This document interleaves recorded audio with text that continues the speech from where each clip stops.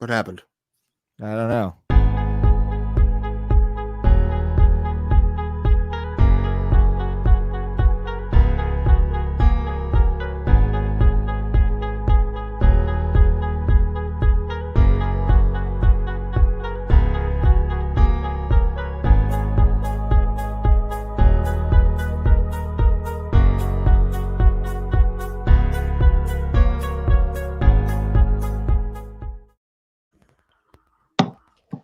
And we're What's live. up, guys? There we go. Hi, Andrew. Hey. How are you all? Doing good, Timothy, buddy. Ray. Yeah, I'm nice, fine. man. I'm fine. You like my sweater, Andrew? I do. Okay, good. What I is it? got I can't myself exactly tell. it's Is it a hockey jersey? Yeah, well, Yeah, it's not a jersey. It's a sweater. It's a nice sweater. It's very comfy. I got myself a good new sweater in a long time, but it's an old hockey logo. It's a jersey sweater. Yeah, it kind of looks Yes. like a jersey, but it's a sweater. Nice. Yeah, but it's very comfy. Would you wear it to still wear play hockey? I can't skate. Ray can. What about rollerblades? Ooh, it's been a minute, man. It's been a minute. Yeah. I could rollerblade back in the day, but I don't know, man. I'm It's been curious a if I minute for still me. can. Are you in, Ray? You want to get some roller hockey going? I believe it or not, here's the sick thing is I was okay at hockey, like ice hockey, but like roller hockey, I'm garbage. I am So we'll all terrible. garbage together. This sounds like a That's good true. time. That's true, Ray. Did you expect both of us to be awesome at it, having Right. never You done it? never know. Tim I and I suck are at just going to floor be hockey. pro roller hockey guys. Exactly. We're just gonna watch D2 Mighty Ducks like 12 times. We'll get it down. That Ready whoop, to there go. it is. Scene. Yeah, Yeah, the Keenan Thompson showing us how to do the knuckle the puck. knuckle puck. Yeah, man. I tried to do knuckle puck like 1,000 times when I was like a kid because of that movie. I never got it, man. I was such a purist of like hockey that I hated that scene for years and years because it's not like an accurate thing. And then Bullshit. That's real. nope, not Yeah, real. it's real. You It can do it with results a in baseball. injury more than it You can do- does an accurate You shot. can do it with a baseball, Ray. You can do it with a hockey puck. Not like that because it'll just like flop over depending on like what you do. Pucks are heavy, man. Except for I could see like one of those street hockey pucks like from Rocket Power. That could be a thing. Like that could definitely be used. About. You don't know what Rocket Power is? I know what that is, but I don't know what you're talking I about. was going to say, man. What does Andrew gonna backslap me because I didn't know these cartoons he likes? Going to come over there, yeah. No, I'm aware of it. I just don't remember anything about it. It's I like remember the whole thing. these biracial surfer kids, right? Like, Pretty much, yeah. yeah, It's a great show. yeah. I remember it being a thing, and I definitely watched it. I just don't remember much more than that. I remember that the one guy's name was Ray, so that was always like a nice that thing. was the dad, man. Yep. I actually had a science teacher call me Raymondo for an entire year, and all I wanted to do was wear Rocket Power Nice. shit in his class. I'm not surprised at all. Like Andrew Law has this obscure knowledge of like Nickelodeon cartoons from the 90s. I'm not, Oh, yeah. I'm not surprised Oh, at all. Like if I need anybody for Doug trivia night, I know who to call. Yes. I am your man. I am your man. I bet. What are you Did you ever drinking, watch man? like? Yeah. What are you drinking? Oh, coffee, man. 24/7. Nice. Jeez. I mean, got this the is Monster. bourbon because I'm a man. Nice.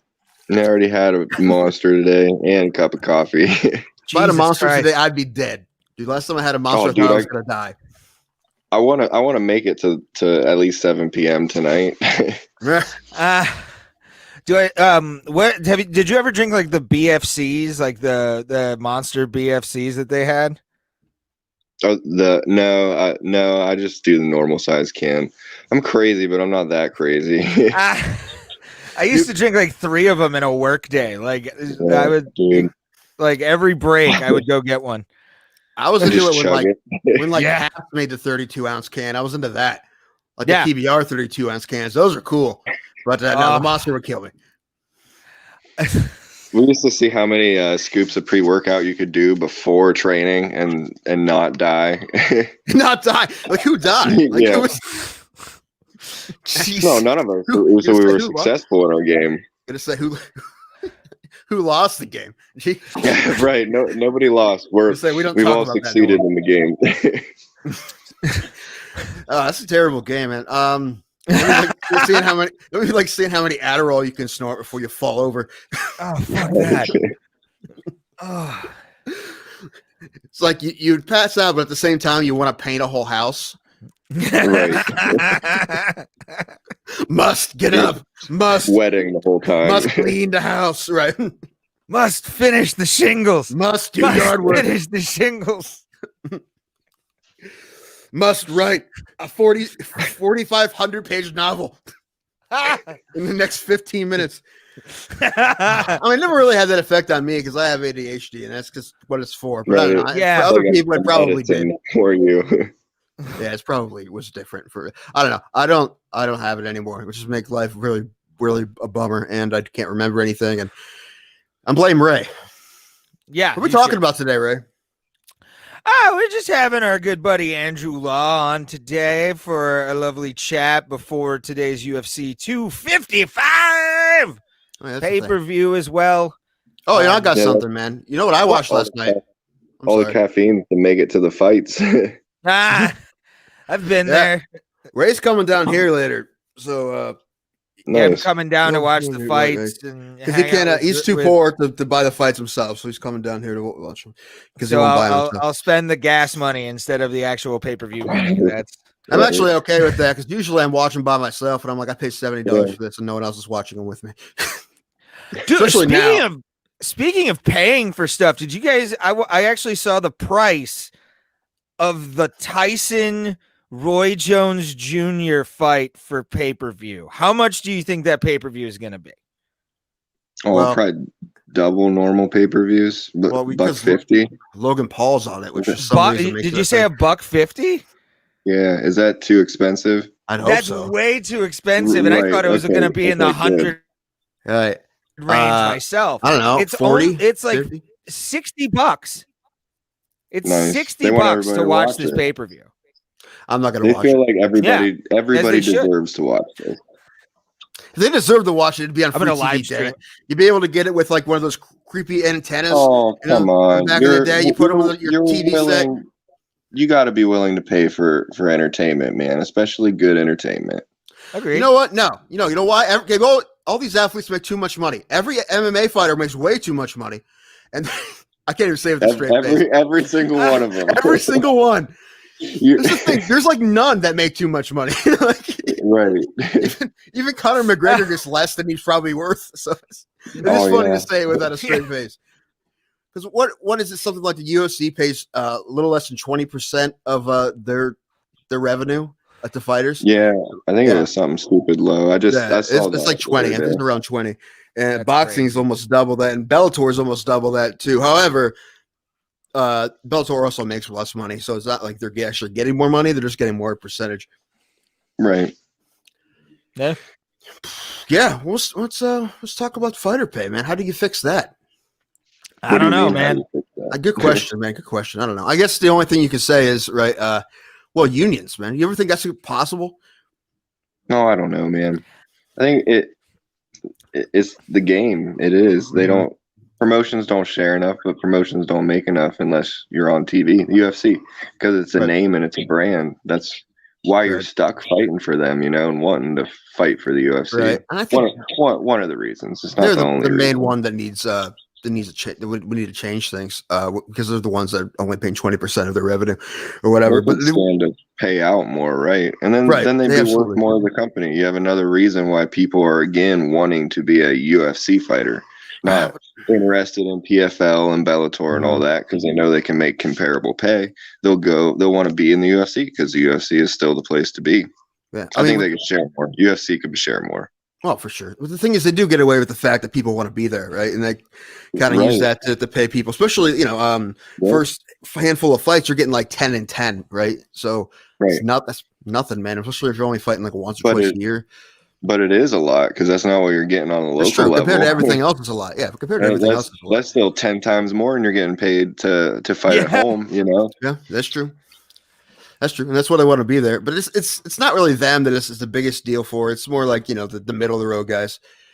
Plus, I don't remember seeing a union being a thing in the UFC or even in MMA, just because you will always get those fighters that want more pay, so it has to bump, and then everybody else is going to want to get more pay, and it'll be a little cycle that eats itself, in my opinion. I'm for unions. I'm pro union. I just think like wrestling and MMA, there's too many people who think that they deserve more money than what they're getting.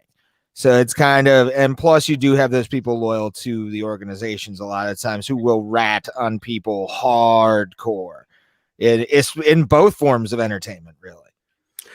I think the biggest problem would be scabs, because you would need everyone, right? You would need everyone, because if only a handful of people do it, or even if just most of the guys on the roster, there's guys like Andrew and a lot of other people that, I mean, I'm not saying you would take, I don't know, would you? Like, what if a lot of guys started picketing, right? They went on strike because they want to start a union, and then they called you like, hey, we need guys. Would you take that fight or not if they're striking? Oh yeah, man, in a heartbeat. See, that's the thing. Yeah. Well, because it's not the way it is, man. I know. You gotta be lucky enough to get a call in the fucking first place, you know? Yeah. But at the same time, we also just agree that they're not all of them are getting as much as they should, right? So that's tough. And even I wouldn't be at that point, you know. I'd still be underpaid. Right. If I fought a couple times in the UFC and won, I'd probably feel more the way that they were feeling. Right. Yeah. You know, Andrew, if you personally didn't ask for so much money, they'd be having cards right now, right? It's all these people like you that are making like $300 a pop that are keeping all these fights from happening. Yep. That is a bummer, man, right? Like the cards can't happen or whatever, because I mean, I'm just trying to think of any possible way that someone could get away with it, just breaking even. I'm like, I think it's in Ohio, it seems impossible. It's all needs to be televised, but yeah, you have a lot of stuff to pay for, you know. Right? Yeah. You think the state would help with that, but I'm sure they won't. I'm sure they won't give anyone a discount. Well, it's either that or no fights at all, right? So I don't know.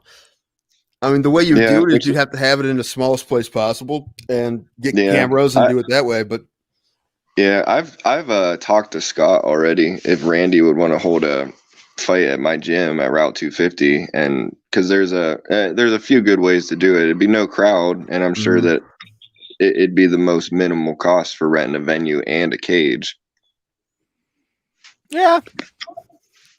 But we'll see. But the thing is, there's all those fees, right? You have to pay to put on an event, and you also have to, I think you have to pay so much for every fight. You have to pay the rest. You have to pay the judges, pay the commission. Everybody. Yeah. I don't know what the overhead is, but there obviously is some. Oh, yeah. Although I think you could get the cost below what a normal fight costs, I'm sure, but would it still be worth it? That's the question. Right. You still have to have a doctor there. You still have to have whatever emergency services they have. You have to buy that insurance that doesn't pay for anything, but you still have to buy it.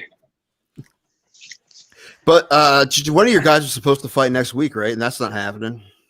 Brogan, yeah, he was supposed to have a fight next week, and now it's not happening. It's fucking COVID, man. It's just tough, but that's like, it's cool that at least some states there is still the option, because there are some states that are still continuing to have fights.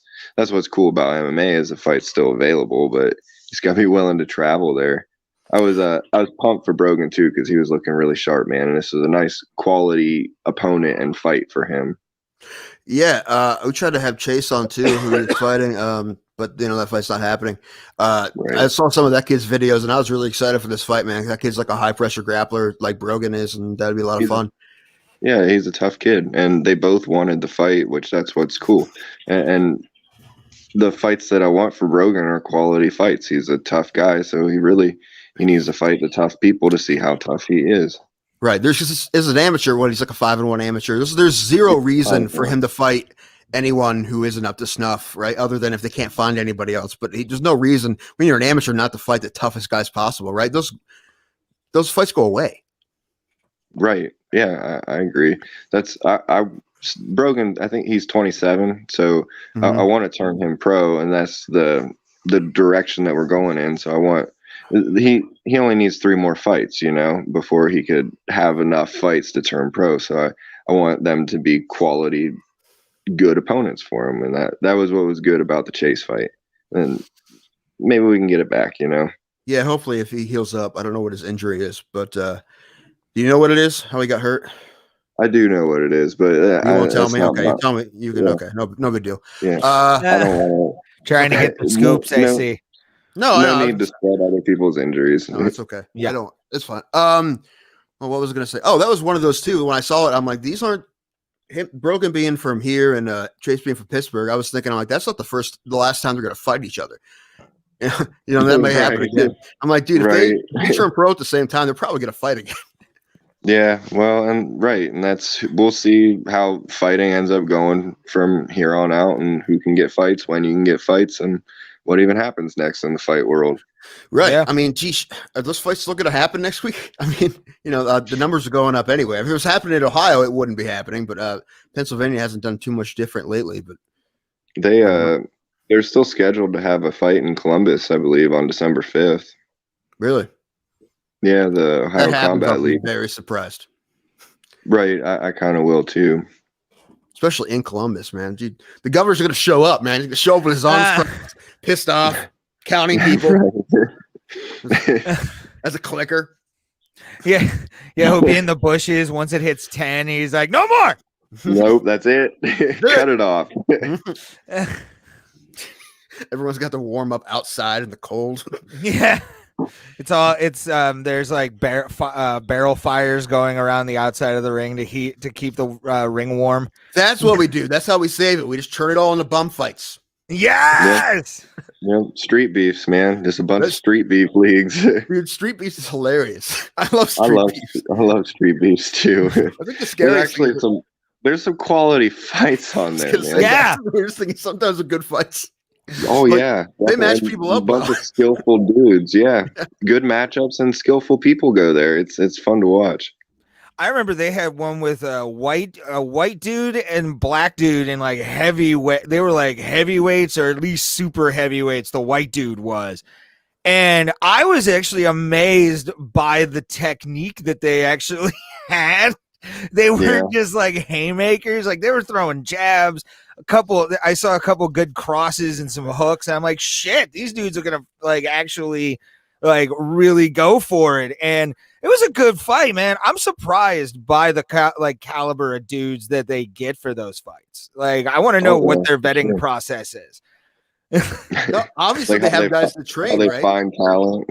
Yeah. These guys obviously train. There's obviously a matchmaker who doesn't want to get people killed on purpose, right? So it's actually funny. Well, that's what I'm doing, man.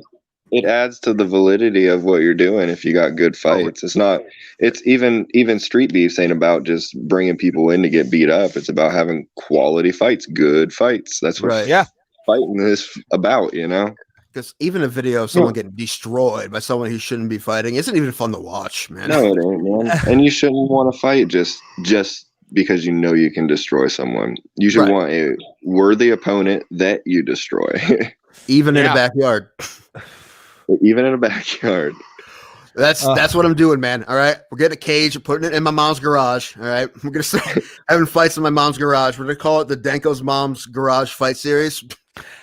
And, we'll do that. You want to fight? All right. You and your guys to fight? Just come to the garage. Just don't tell anybody. We'll have cameras set up. Just don't tell anybody where we are. Although the name of the fight company is where we are, but still. Put GoPros on a pole and just like put them on Vimeo because nobody's on Vimeo. Right, you'll see later, man. We could easily fit a cage in this garage. I'd be down. Shit, it's a nice garage. I already have a cage set up though.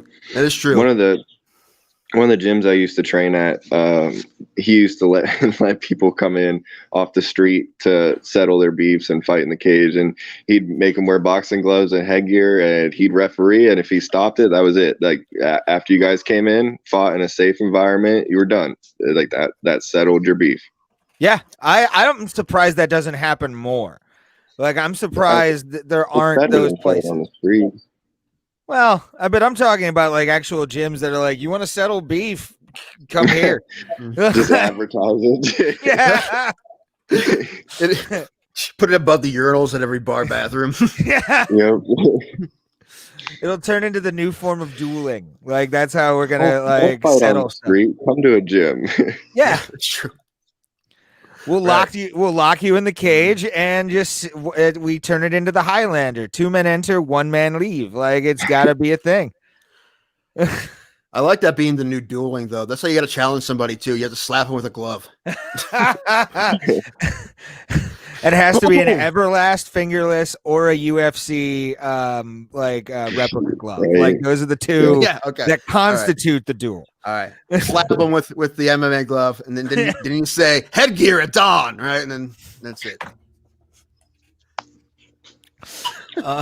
Headgear at dawn. This is good, man. I think it's starting charging people. Charge them like $10 a pop, so you have to watch them fight each other. It's referee fee. Oh yeah. That's fun. Man, I finally got to go to the gym, Ray. I told you that, right?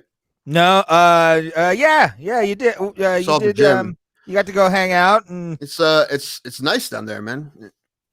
It is a nice gym. Yeah, it looks like you. They definitely seems like they support you a lot down there. Oh yeah, man. We don't really need for a lot, which is nice and fortunate. Yeah, the first thing I thought was, oh man, they have everything they could possibly need here. Yep. And if you needed something, they probably get it for you.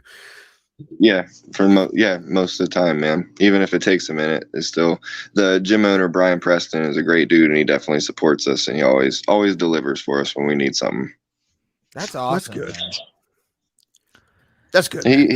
He's with that with the whole gym, because it's not just martial arts there. It's CrossFit and general fitness and all of the classes and dietitians and CrossFit. Joel Harding is a beast, man. He's a stud athlete, and he runs the CrossFit program there. So everything in that gym is top of the line. Yeah, and nothing's just top of the line like being next to Joanne Fabrics. That's how you know you're bad at it. But you're also only you have to make your own fight shorts. A hop, skip, and a jump away from a Sbarro pizza too, so that's all right. That's the problem. Yeah, that's one problem with like if I went to started going to that gym. Oh, there's a Sbarro's right there, problem? Bro. I think that's a plus. Well, for you, because you can do it, man. You know, me, I could work out for 8 hours straight, eat one piece of pizza, and it's gone. It's done. That's not true, because you don't work out for 8 hours straight, man. You've never tried that. That's true. I would die. Maybe if you work out for 8 8 hours minutes straight, right now. You could eat a whole Sbarro pizza and it'd be fine. Andrew, or I could just eat a whole Sbarro's pizza and get fatter. That's we're 10 episodes. We're 10 episodes away from 50, or like 11 episodes away from 50. Don't kill my co-host with pizza, my friend. Got it. Why? Got it. No pizza, Tim. I need to ride his coattails. Yeah. Has this been working? Yeah, he's been keeping me off pizza for years. Yeah, look at this now. The only time I was off pizza was 2 weeks when I was training to fight. That was it. Jeez. And I think I only drank 1 day out of those 2 weeks, which is insane. I include pizza as part of my fight diet, because it's carbs, man. It's energy. It's useful stuff. Especially when you're naturally light for your weight class. That's one of the perks of being a mid-sized welterweight. Right. That, and you're always working out all the time too, so you can burn that shit so fast. Yeah, it doesn't work like that for me when I do nothing. It makes sense, right? Yeah, right. The couch workouts aren't working. Speaking of that, Ray, we might have to get pizza later now that I think about it. I'm down. All right. I already bought my booze, so okay. I think I have enough. I can. I think that's what my wife and I were doing for dinner tonight. When she gets home from work, we're gonna get pizza. Nice. Where are you gonna get pizza from? Local pizza, Penzo's, man. Penzo's. I don't like Penzo's that much. You don't like Penzo's? It's okay. I like yours. I like your pizza. Yeah. All right. Is this stimulating conversation yet? It sounds like it, right? We just talk about pizza and bum fights. Should be the new name of the podcast is Pizza and Bum Fights. Pizza and Bum Fights. That's the level of athlete I'm at right now, man. Pizza and Bum Fights. Yeah. Man, have you thought about, like, when you do, you were talking to our dude, Gene Walker, like, when you do decide to fight sometime next year when you're ready to go, do you feel like there's a 99% chance that you're going to have to probably travel for this one a little bit further than usual? Oh, I don't know, man. I mean, I'm still in the recovery process. I don't have, to call it, I'll fight next September. So I'm still like a year away from fighting again almost. So I don't know what will be going on in the world. A year? What's wrong with March? or May. Well, not April. No, man, that's way too soon than what I'm trying to do. I'm Andrew, still you're 48 years old. I feel like it sometimes. you don't have much time left, man. I'm 32. I'll be 33 next July, and that's the least of my worries, man. A healthy body is my biggest concern. With that, I don't care how old I am. If I got a healthy body to support what I'm doing, I'll do it for as long as I can. That's true. You have no real reason right now to shut it down, right? It's not like you have nothing. If your body's so fucked up, you can't do anything. There's still there's still no fights going on really either. You know, I'm still not even you could find behind right now. I know. I could. Gene will There's send also you a lot of guys that aren't right now. Some shit. Yeah. Yeah. Probably you end up in Iowa or South Dakota or some shit. That's kind of my point. What was that? I'm gonna do it smart, man. Okay. March, I'll hopefully have a release from my doctor for full contact training, and then I want to get back in shape, and then think about taking a fight when I'm healthy and able to take a fight. So next September. Yeah, it's all right, man. It'll get here. It'll get here, and I'll still only be 33. I can wait another year to whoop some ass. Right. Well, my birthday's in September. I want to watch my guys fight, though. Well, yeah, it's a thing. There's no cards, right? But I guess you can hope that there'll be more amateur cards, right? I mean, that's easier to do than a pro-am or pro card right now. I think so. I know that's like a lot of my guys, Hunter and Brogan, two of my toughest dudes right now, and they're always training. They're both ready for a fight right now. Yeah, I was really excited to see Brogan fight. But. I want to. Yeah, I'm kind of sad about the Brogan thing, too, but I can't wait to see Hunter fight because I want to see Hunter fight. We actually gave him his nickname, a new nickname for him. 1,000. That's awful because there's so many better ones, like kilowatt or something like that. Kilowatt. I think 1,000 watt is funny because it's just bad. it's not that good. We call him 5 ounce. He's got the bladder of a 5-year-old, so he has a 5 ounce bladder. We call him 5 ounce. Is he gonna win by submission via urine someday? like he's gonna tap the guy out just because he has to go pee. Like no victory speech, just right out of the cage. Gotta go. Yeah. I did that one time. It was with puke though. I was about to say, like I saw you do that once. Wait, you puked in the cage? No, I made it out of the cage. Okay. But barely. As soon as the fight was over, he got up and just left the cage and found a trash can. It was a 3-round fight. It was a war. It was a battle, and I was obviously concussed, and my gas tank was fully expended. And I knew I had lost, and that's like the dude, Robert White. He was a stud. He fought for Bellator. I think he retired at like 9-1. I knew he won. It wasn't really a question. So he's hugging me. Nice fight, man. Great fight. It's like, thanks, congratulations. I got to go. He's like, no, man, stay for the decision. That was a great fight. Like, no, bro. Congrats, I gotta go. The doctor's chasing me to the back. I'm trying to get out of the venue, but I make it to the very back, find a trash can and just release the demons, man. Yeah. That kind of suck is everybody knew what was happening. Oh yeah, like everybody knew it was about the yak.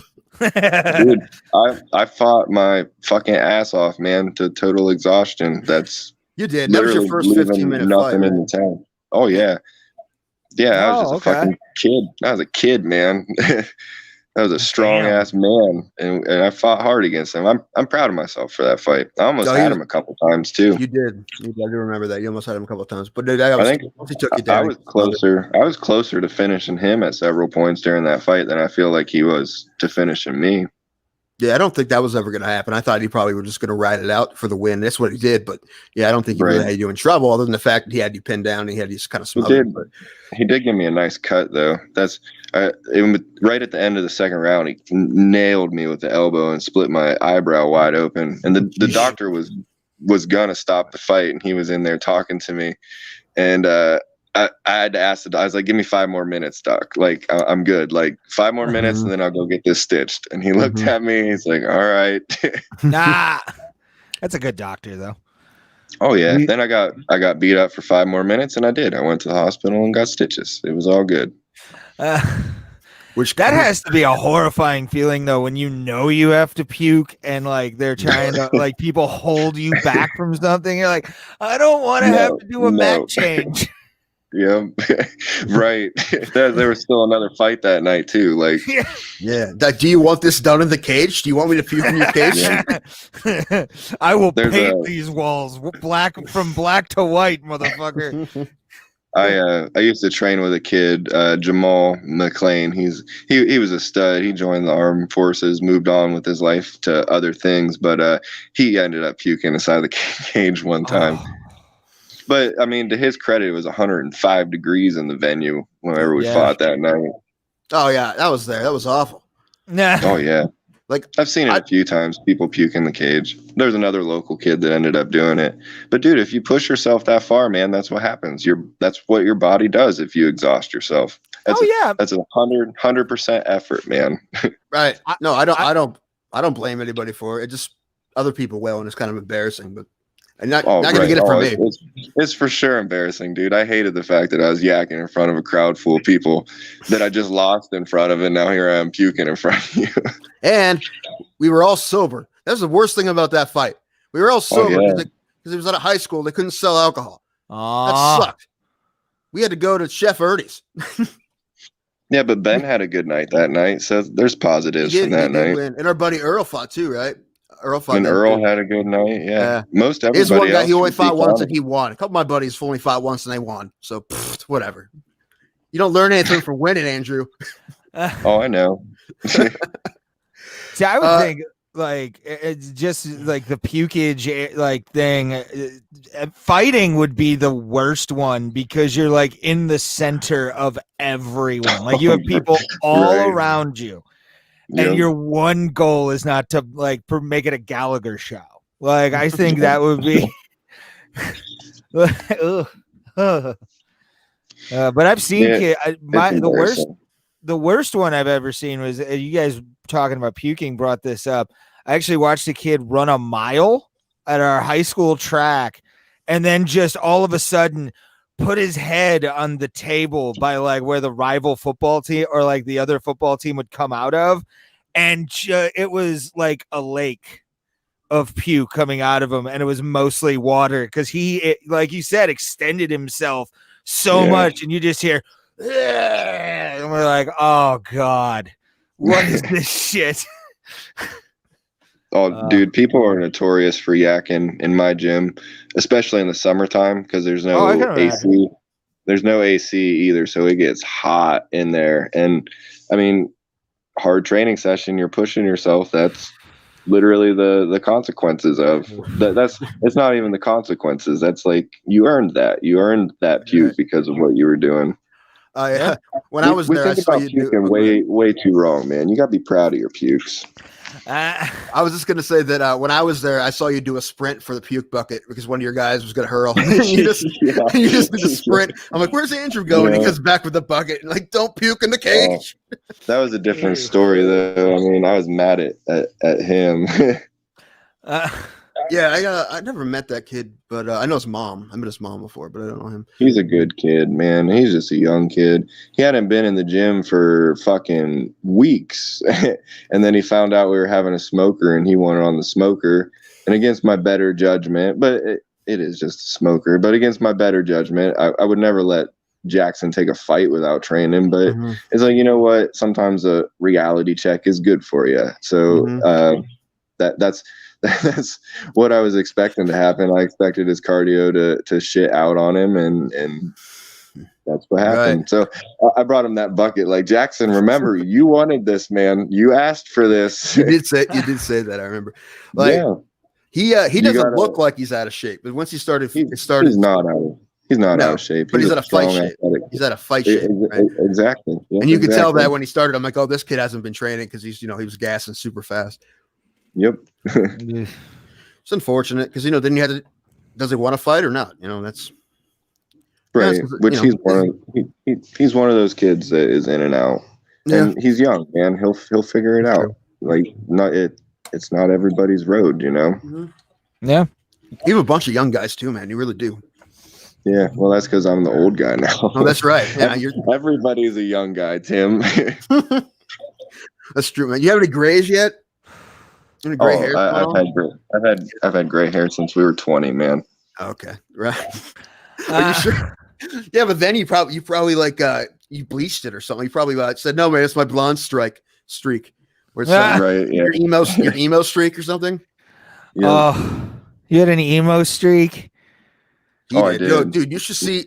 You know what? Oh, Harris is not here, so I'd have him pull up this video of you doing an interview like for Bo Bish's fights back in the day, and that haircut you had. I'm like, I sent him. You can YouTube it. You can find it for yourself, Ray. I sent it to him a while back, and I'm like, dude, how do we let you do this? I'm like, we let you down. I'm like, I am sorry. I mean, it was the style at the time, I guess. I did forget that it was the emo times. Oh. I rocked it, man. Yeah. And you're straightening your hair before your fights. It's still like my favorite story. Let's not neglect that I was fucking kicking people's asses with an emo streak. That's true. At least you weren't getting side. Yep. Yeah, exactly. We talked about that last time. Everybody wanted to fight you because they wanted to knock that thing out of your head, but it didn't really go that way. Emo kid. Yep.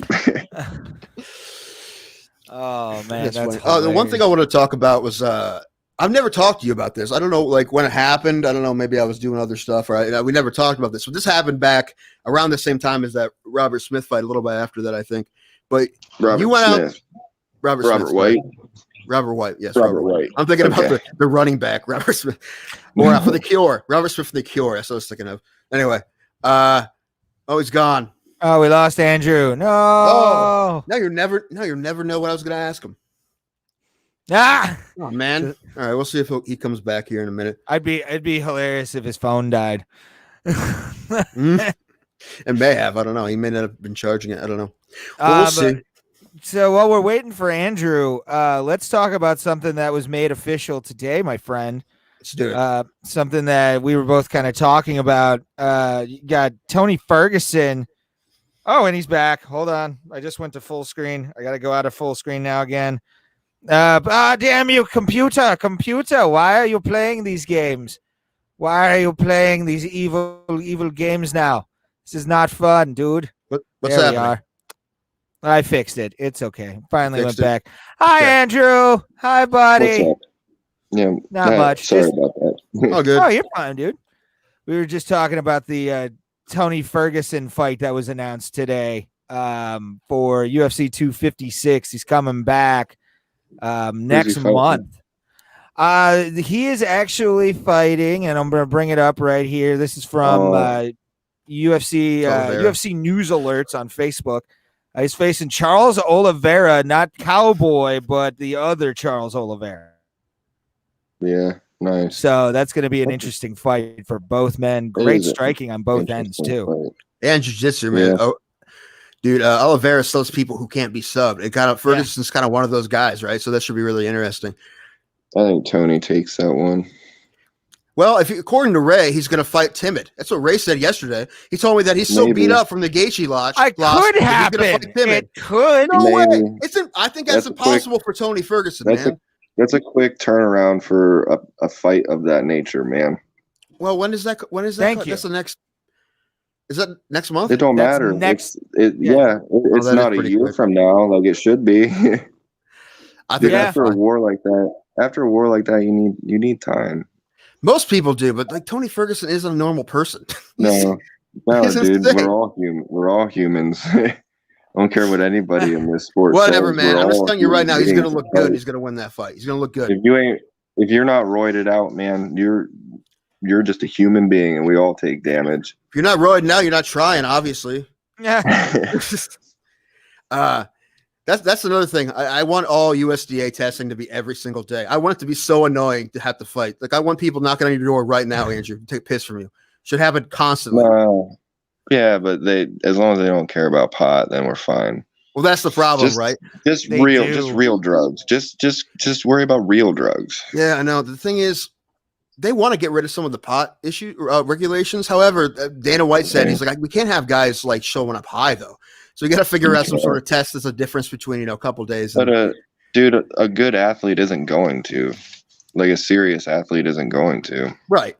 Yeah. Well, or the Diaz brothers, but they've always been doing that. or the Diaz brothers. Yeah.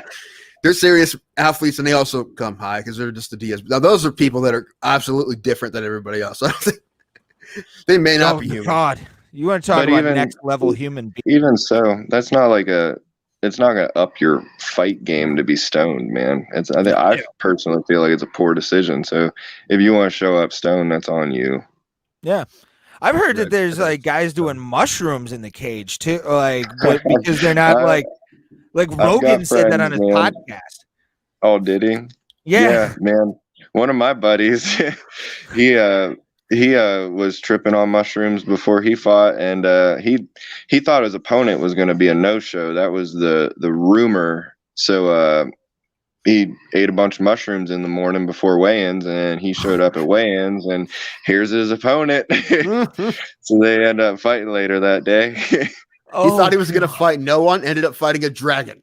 Yeah, well, he had a beautiful knockout, man. He iced the guy. Huge right hook.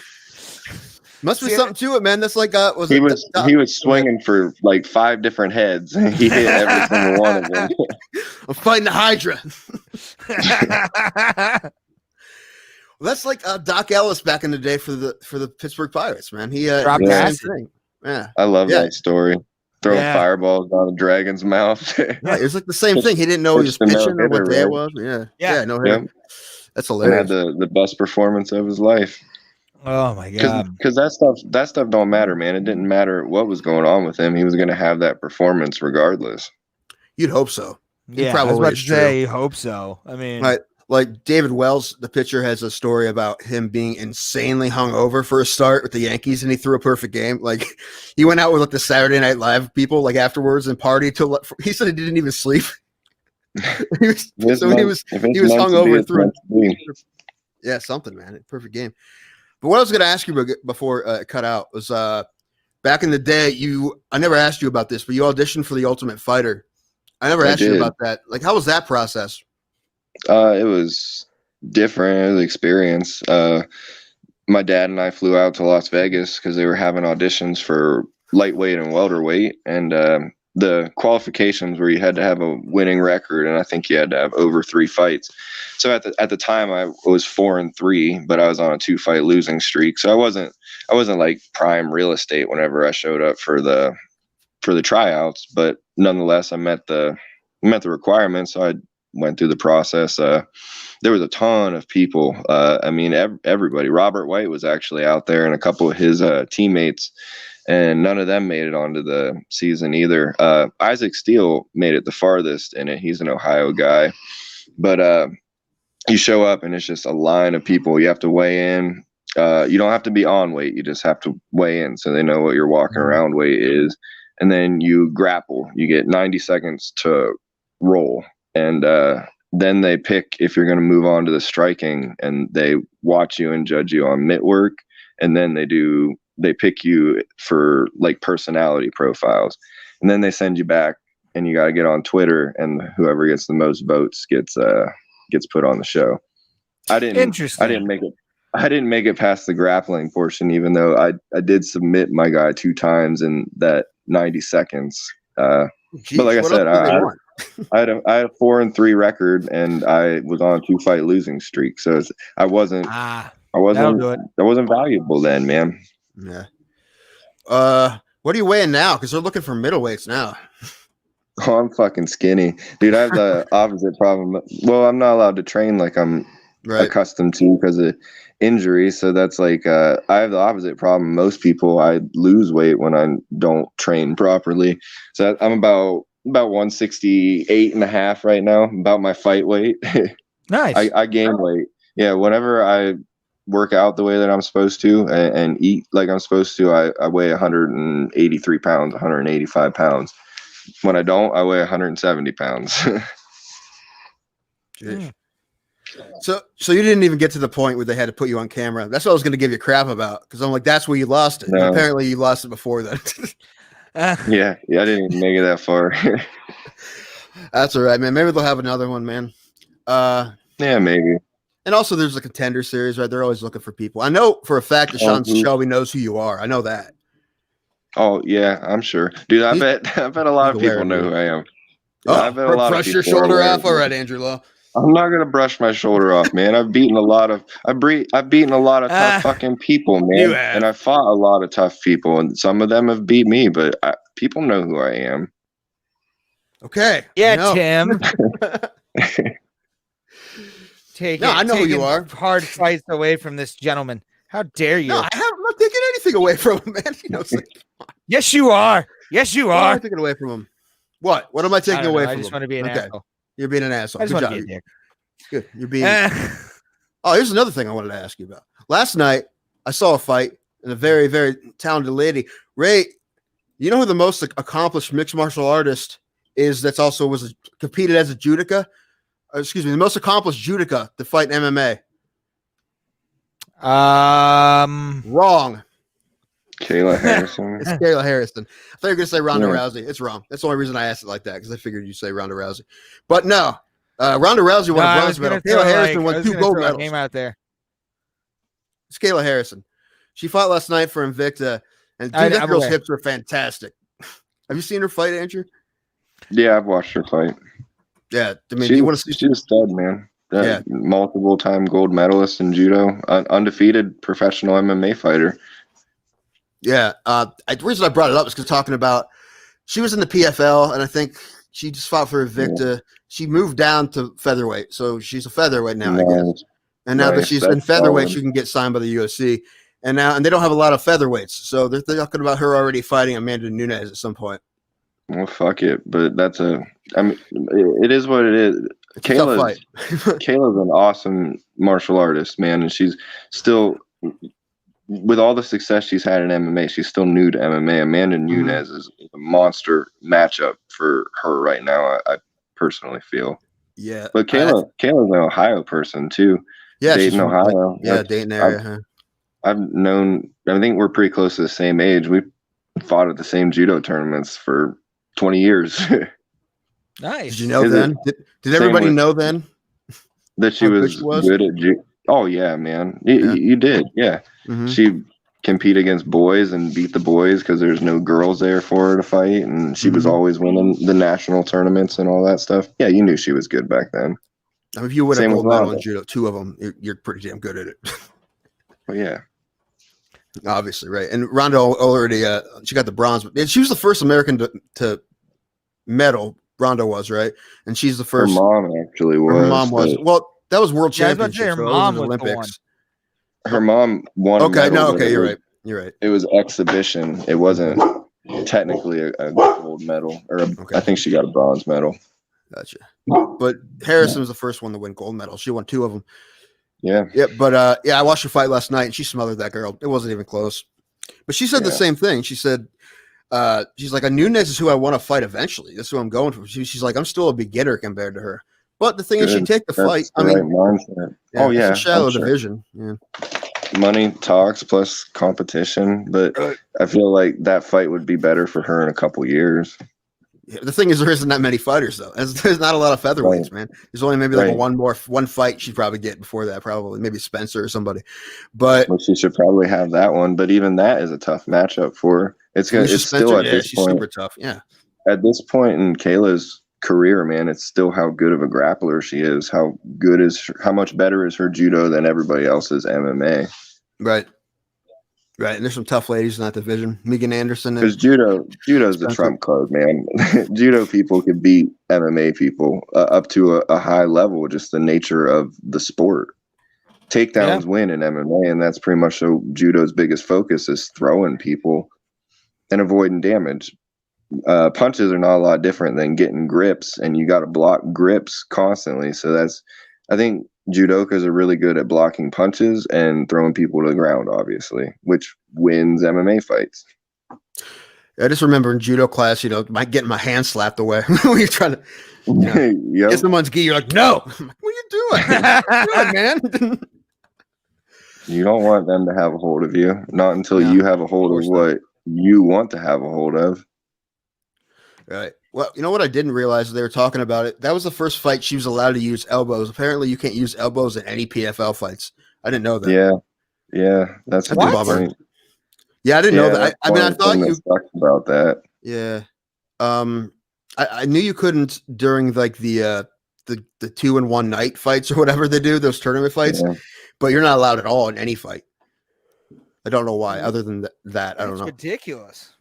It's just to save on damage. Right, and they probably want higher turnover. They want the people they're paying to fight more, I'm assuming. I don't know. It's one last thing they have to worry about. I mean, there's a million other things. Big turn off about the PFL is the rule set. Yeah. Yeah. It's weird how some those organizations have weird rule sets, and one is the opposite, right? One is like, hey, go ahead, soccer kick them. Who gives a fuck? Just knee and wellies down right in the head. Yep. And that's the problem with ONE FC. Then is also the rule set, which is just the polar opposite of the PFL. Man, and then meanwhile, on the Ultimate Fighter, you're still allowed to throw elbows, and they'll make you fight twice in a week. Yeah. That's funny, man. I'm not a big fan of that coming back. I wish, like, I'm not of tough. I'm not a reality show guy. I've never really been a fan of it. Like, then don't watch it. I don't. That's why I don't watch it. Why are you angry that it's coming back? Just don't watch it. Because they already have the Contender Series. Like, people like reality shows, Ray. They need to revamp it. They need to revamp Tough, man. Tough. Agreed. There needs to be some kind of format change. They don't have superstars in MMA right now, which is something that I think hurts the UFC in particular. So I think bringing Tough back is an opportunity to build a celebrity again, especially if they can find a celebrity level personality that is also a good fighter. Like Julian Lane. Let me bang, bro. Let me bang, bro.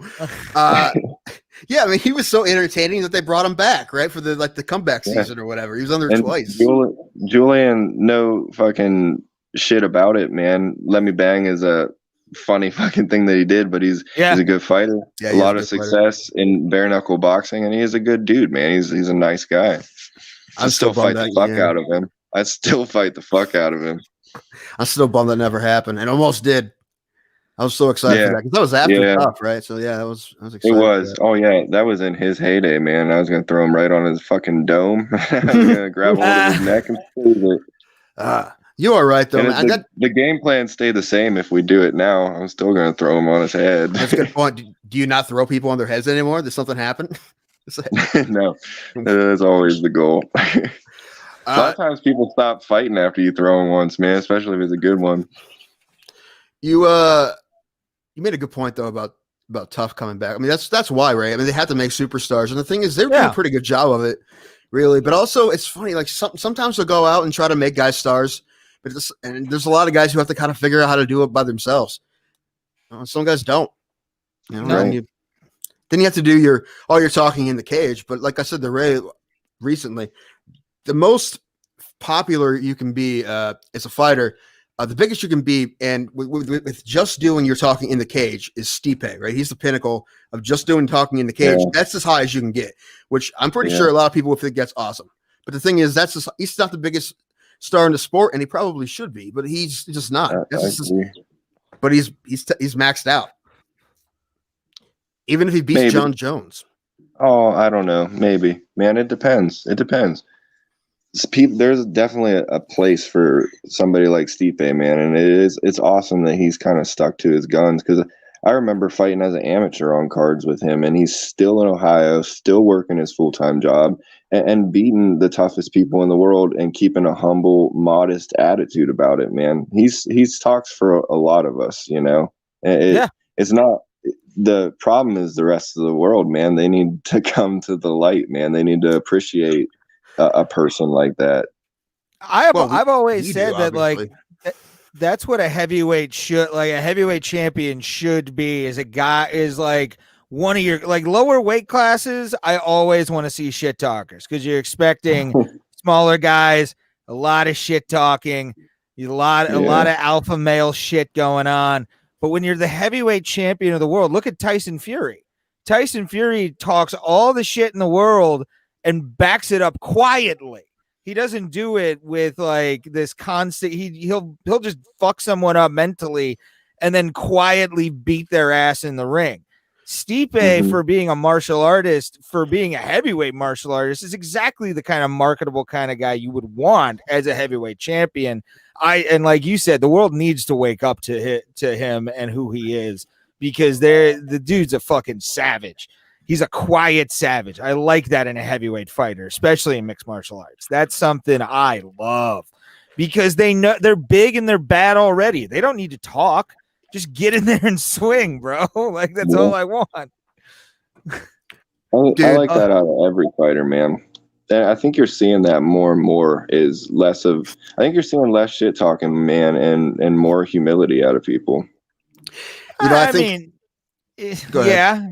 No, you go ahead. No, I was thinking it's just a swing in the sport altogether, that it's getting, I don't know how to say it any better than this. It's getting less douchey. I don't know if that makes any sense. But even from like when I started following it like 10 years ago, it's all like people in affliction shirts and tap out shirts and telling people how they're going to beat them up, other than, just doing it. And now it's, I don't know, I think it seems like more of a legitimate sport. It was a legitimate sport before, but it seems that way more so to the casual fan because of things like the Reebok deal and ESPN. And I think that's one of the reasons it's not a sport for douchebags like people think it is, or maybe thought it was in the past. It's a sport for legitimate martial artists. Yeah, and I think it's going back toward that, man. Like, I think it's swinging back toward where martial arts value is appreciated in it. It's a long way off from being where I feel like it needs to be, but I think we're still better than it was, man. Like, I don't see this. It's not as, like I said, it's not as douchey as it was. Right. You're right, man. It's really not. Oh, and Ray, dude, you don't like your heavyweights talking? What about Muhammad Ali, bro? Muhammad Ali, the greatest of all time. He was the best. That's boxing. But that's boxing. Yeah, but you were talking about Tyson Fury, though. Well, no, what I was going to say is that's a different boxing story, too. That's a way different story because he was one of the first. What's quiet about knocking out Deontay Wilder, by the way? He makes this business quietly in the ring. Knocking out Deontay Wilder is not quiet. No, but without talking shit in the ring or having like all that shit. Because you do see that. Who was it? We just talked about Sean Strickland. Yeah, Sean Strickland talks shit in the cage to a guy and just was like, "You need to go down." Wasn't that Sean hilarious? Strickland? Yeah, that was hilarious. But he was beating the guy's ass. Yeah, like that kind of stuff. I don't know. I like guys to just. And my number one always that I go to is Khabib Nurmagomedov. Winning and still throwing a temper tantrum. So that's another one I go to all the time. He may have flown like an eagle to the sea, but I didn't want him to do that at all, sir. Well, you know what? I agree with you on that one. That obviously the crowd fight was ridiculous. But besides that, Ray hates Khabib, and really? So as much. A person, as a person, and he thinks he can't fight. That just goes with the part of I don't like him as a person, so I cannot validate. I cannot validate him as a person. No one's even came close to beating the guy. I'm aware, and it makes me mad. But Ray doesn't like him, so he sucks at fighting, man. That's how this works. Which actually makes fun for the podcast. This was a lot of episodes of us yelling about this because I told him I'm not going to let him bother me anymore because now he's retiring, so it doesn't matter. And I know he's wrong. So he's saying he sucks. I know he's obviously wrong. I don't even know why I even and I know I'm wrong. But again, it's just I don't like him as a person, so the whole thing will not be validated. Like that's how my mind works. You know why he doesn't like him? Because he's Islamophobic. We've talked about this. Ray's Islamophobic. I'm not Islamophobic. He's got the attitude that you cannot like Khabib. He does. I understand him. For the record, I'm anti all religion. So we were joking, Ray. All right, you don't have to. I'm aware, but you know how people can. Although you did, you said you are on the internet. You said you got mad when he did the bowing thing, right? In the cage. You thought that was stupid. That sounds Islamophobic. Because I don't like religions. I don't like when people pray in church. So I think it's all stupid. But this is why no one listens to us. What? With the fact that yell at each other, and I stumble over on my words, and we don't let our guests talk. We just yell at each other. That could be part of it too. Well, yeah. That's just called us, man. Well, no, Andrew will still come on. We only have like 3 people now that will come on. We're just gonna have to keep rotating them. It's you, Eric Posen, and Brogan, and we have the 3 people. We just have it on. I saw Eric came back on, right? Yeah, he was fighting. He's fighting. Is his fight card still on? I believe so. Yeah, still think it's on. So I was excited to see he was fighting. And it's going to be on pay-per-view too. Like supposedly they're streaming it and everything. So at least the promotions will start make a little bit of or a little bit of scratch off that because people can't travel. So they'll just kind of buy the pay-per-view to see their person fight and then turn it off, like leaving early from a fight card. You know, it'll kind of be how they do it, I think. So. Yeah, I love Eric, man. That the guys at Revolution, that is like,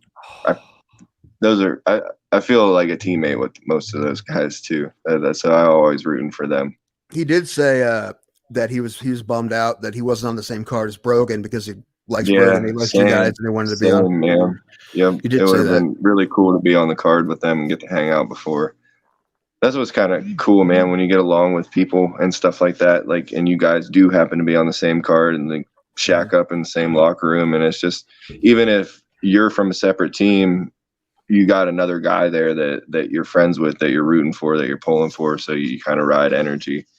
Sean Foster and I did that. Completely different gyms, and we just happened to be on the same fight card. We were like the only 2 people that we even knew. Everybody else was like random out-of-state people, and we vibed with each other and pulled each other through our fights. You know, we both had really swift victories that night, and it was just kind of the vibe in the room. So it's always cool whenever you got like people you get along with that are also fighting with you, because you should get hyped on everybody else winning too. Everybody else that you like, you know. Right. Yeah, that makes sense. Agreed. For sure. Yeah. That's part of what makes it fun, right? I guess. What else did we talk about? No, there's something else. Oh yeah, there's a couple things, but here's the one. I can't believe I forgot to talk about this the first time. Andrew Law doesn't pay his debts, Ray. I don't know if I told you that. You're going to talk about the comedy debt. Yeah. Dude, listen, this guy has owed me 5 minutes of stand-up at the Funny Stop for 7.5 years now, and he hasn't done it. The deal was made that if I ever fought, he would do that, and he hasn't done it. You're right. You need to get up there, son. I need to get you to the Funny Stop. Dude, I got beat up. All right. So what's gonna happen? You're gonna bomb? I have lost sleep over it, man. I have. It has kept me up at night. It should, man. You're supposed to pay your debts, man. What kind of man are you if you don't? I've half-assed worked on it, man. I've got probably 15 seconds worth of material, so I'm getting there. That's funny. I mean, we'll help you, but I don't know how much help will be, to be honest with you. I don't know. But it needs to happen. And we need to get him on like a Wednesday night. Well, it will have to be a Wednesday now because that's when the Funny Stuff amateur night is. There's been a couple times when I told you could have done it on one of my shows down here, but I don't have one now. Wednesday works better than Tuesday did for me, or whatever. There's no Tuesdays anymore. It's just Wednesdays now. Yeah. All right. Well, then we'll get a Wednesday, man. We'll do this. I haven't decided if I want to tell everyone so they come up, so all your people at the gym will come up, or want no one there, because that's the better experience to have no one there. Yes, because then you're isolated and alone, man. I understand. Right, then your friends won't give you a pity laugh. So just I've been beat up in front of strangers, man.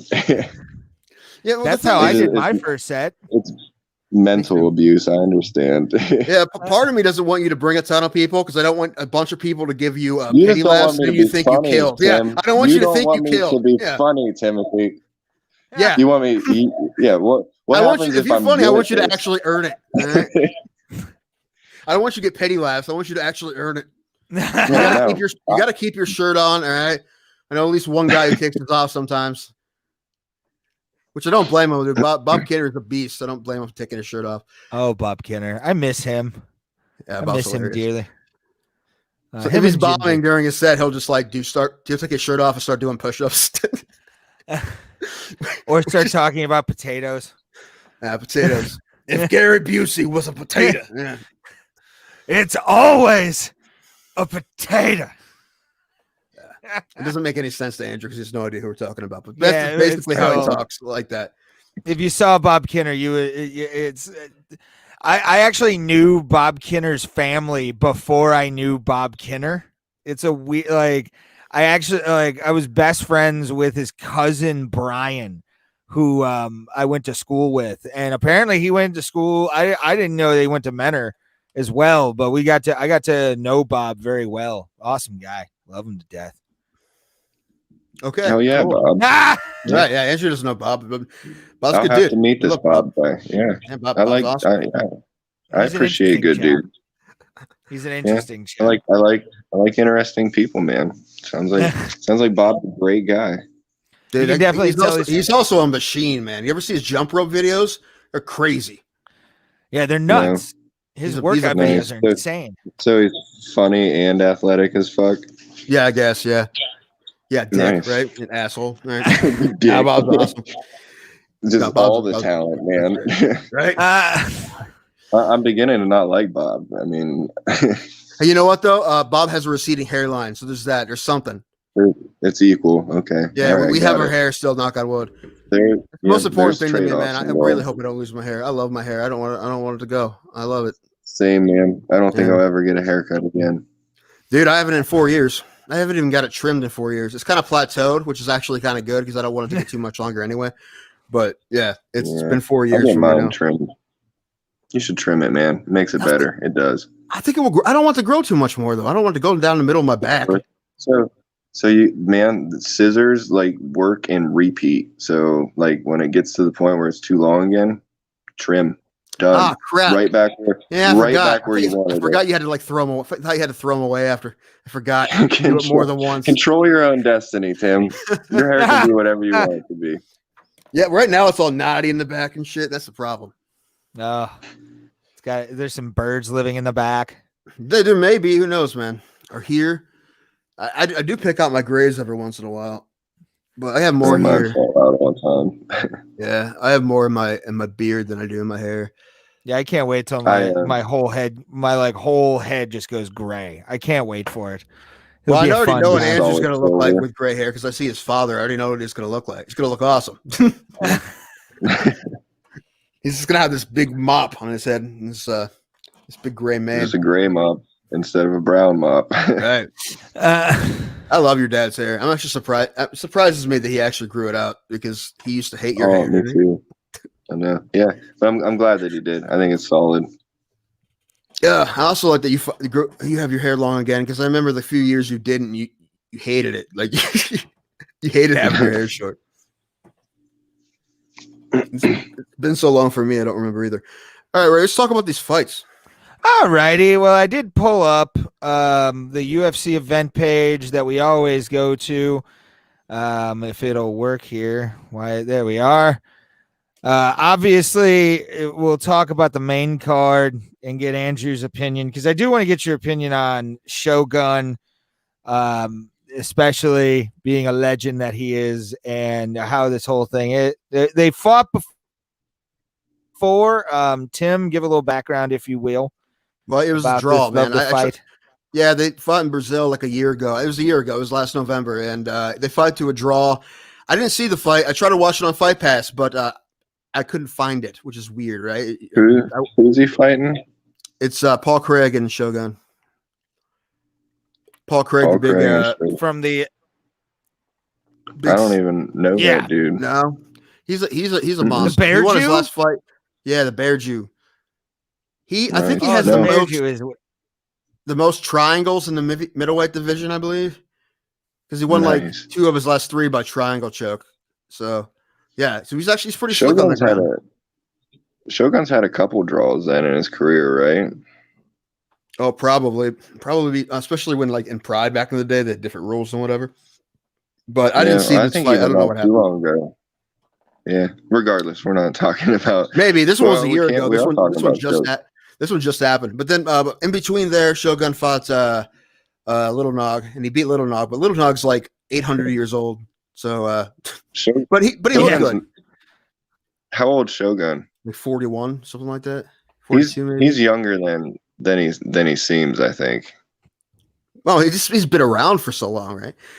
Right. Right. It seems like he should be older than he is. Yeah, well, that's the thing about even the oldest fighters are like we're eventually we're gonna have Pat Miletich on, hopefully, but he's only 53, I think. He's like one of the original pioneers. This sport is so young that even the oldest guys are like in their 50s. And he was doing kickboxing in the pandemic, which true. was awesome. This fight should be fun. I like Paul Craig. I'm gonna pick Paul Craig in this just because of this. Hopefully, this does go to the ground for both guys, because I would love to see at least some ground game on both these guys. Because Paul Craig is just a savage on the ground, and then Mauricio Shogun. I mean, his credits speak enough for himself on the ground, at least. Yeah, even though he's more of a power puncher. I mean, I see this one going the distance probably in this one. I would agree with that. I hope this goes to the ground because, I mean, look, because Paul Craig submits Shogun. I don't care how old Shogun is, man. Like, you just get better on the ground where you learn more stuff, right? And that may change when you're 60, but he's not that old yet. But if you submit Shogun, dude, you're a badass. Yeah. Shogun's tough. It's been done before, but he's a badass. Who did it? Forrest Griffin did it years ago. But but who can still fight, man? I thought when he fought Little Nog that it was going to be boring. I remember when we talked about that. I thought that fight was going to be terrible. It was going to be two old guys hanging at each other, and it wasn't at all. It was competitive. It was good. A war. Yeah, it was. Shogun can still fight. I was about to say for Nogueira. I mean, we didn't expect anything out of Nogueira in that fight, and I really was expecting Shogun to kind of put him away early. And the fact that they went to, I think it was a decision, yeah. Which fight was this? The Shogun and Little Nog. Oh yeah, it was a decision. Yeah, and that both guys showed that they still had a lot in the tank, even though that was, I think, Little Nog's last fight. I mean, but still, it was still a great fight, dude. Like, and I'm excited to see this one because I think they're gonna go at each other hard because Paul Craig. He's got he wants to prove a little bit more, and beating a former world champion, I think, will definitely bring that stock up a lot more than what he has right now. And I believe it's Shogun is Craig the favorite at minus 175? Yeah. Okay. Interesting. Yeah, and I pick him too. Okay. I actually think that's a decent line. I actually I don't think that's too bad. I think he's going to win this fight. I'm pretty confident as you win this fight. Minus 175. Yeah, that's not a bad bet, actually. What say you, Mr. Law? Yeah, I mean, I'm not super familiar with Paul Craig, but based off of what you guys have said, he's probably a little younger. I'm assuming. Yeah, he is. I bet you're right. On stylistically, it'll probably be a 3-round fight, and it'd be nice to see some groundwork out of both sides and see what actually does unfold in that realm. But yeah, I'm gonna go with you guys as well on Paul Craig. But you can't put it past people that have done this sport forever, because there's a reason that Shogun is still who he is. Shogun's only 38. That's what I thought, dude. I didn't even think he was 40 yet. Yeah, he's 38, man. He's not old at all, man. He's gonna be around for like 4 or 5 more years. Right. No, seriously, especially if he keeps having success, and if he beats a dude that is a younger opponent than him, his stock is still what it is. Then Craig's 32, and go ahead. And I was going to say the light heavyweight division right now with Jan Blachowicz being champion, and there's a lot of contenders. Shogun could easily put himself back into contention with a win over Paul Craig. Like, I think at least. Well, it's not impossible. Yeah, that would be 2 in a row then. And I mean, geez, look at Glover Teixeira. Look, Glover Teixeira's 41. He looks the best he's ever looked. Mm-hmm. Cormier was still champion in his 40s. At that weight class, at light heavyweight. What do you think? Why do you think that is? There's more guys now at that age that can still really get it. Desire, man. Yeah. I mean, those are guys that have been around for a long time. They have a huge skill set, and they still want to be there. And they're just like everybody else. They're only getting better. So that's what's the saying is you should be aware of an old guy in a sport where men die young. Right. Yeah, that's a good point. So that's like as long as you're healthy, man, as long as your body is keeping up with you, you're free to do it for as long as you can. And I think those guys are just taking advantage of that, living healthy lifestyles and taking care of themselves and their injuries and being healthy so that they can continue fighting at that age. Right. And this is the biggest thing. And I'm sure some guys do, make changes to their camps or whatever. And also what they know about nutrition and whatnot, and just the body in general now. It's not just in fighting. I mean, it's every sport. I mean, there used to be a time that no one would win a tennis major over like 23 years old. Now, like, some of the best in the world are like 35, 38, just because they keep learning, right? You keep learning, but if you keep your body together, it may not be the same as it was, but you keep it together that you can at least, it catches up with what you've learned. I mean, Matt Brown is another guy too. Like the older he got, the better he got for a while. Right. And I think that he can still do that. My point is, Andrew, you're not done. All right. I know, man. That's my point too. We were arguing the same point there, man. Good.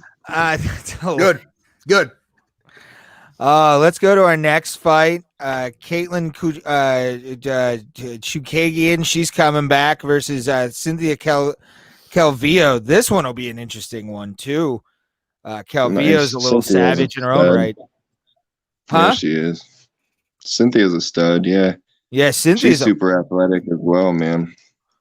Yeah, I think she's gonna have. I mean, and Chookagian too. She's a tough girl in her own right, but I'm thinking Calvillo takes this one. What do you guys think? This is my upset. I agree with that. Oh, you're both wrong. This is my upset pick. She's plus 220. This is my upset pick. Couple of reasons. One, I think maybe people are kind of forgetting how good Chookagian is just because she's lost a couple. I mean, she did lose to Andrade. She did get beat up by Andrade, but Andrade is real tough. And her last loss before that was against Valentina, who's Valentina. She's a monster. But she beat Jennifer Maia, who's fighting for the title tonight. Beat her. She beat Joanne Calderwood, right? She beat Lauren Murphy at one point. And Calvillo's tough too. She just beat Jessica Ai. She was supposed to fight Lauren Murphy, but I think she got sick. That's when she's supposed to fight Murphy. But now she's fighting Chookagian. But dude, I think Chookagian is going to show people that she can still do it, man. She's still one of the top three flyweights in that division. She's trying to fight her way back to a title, and this is gonna be one of the first steps. And I think she's gonna win. What do you think, Andrew? I'm picking Cynthia, man. I think she's athletic, man. She good skill set, and that's where I'm at with Cynthia. Yeah, I think Cynthia is definitely going to have this. Chookagian, I'm not to Tim's point. I'm not taking anything away from her.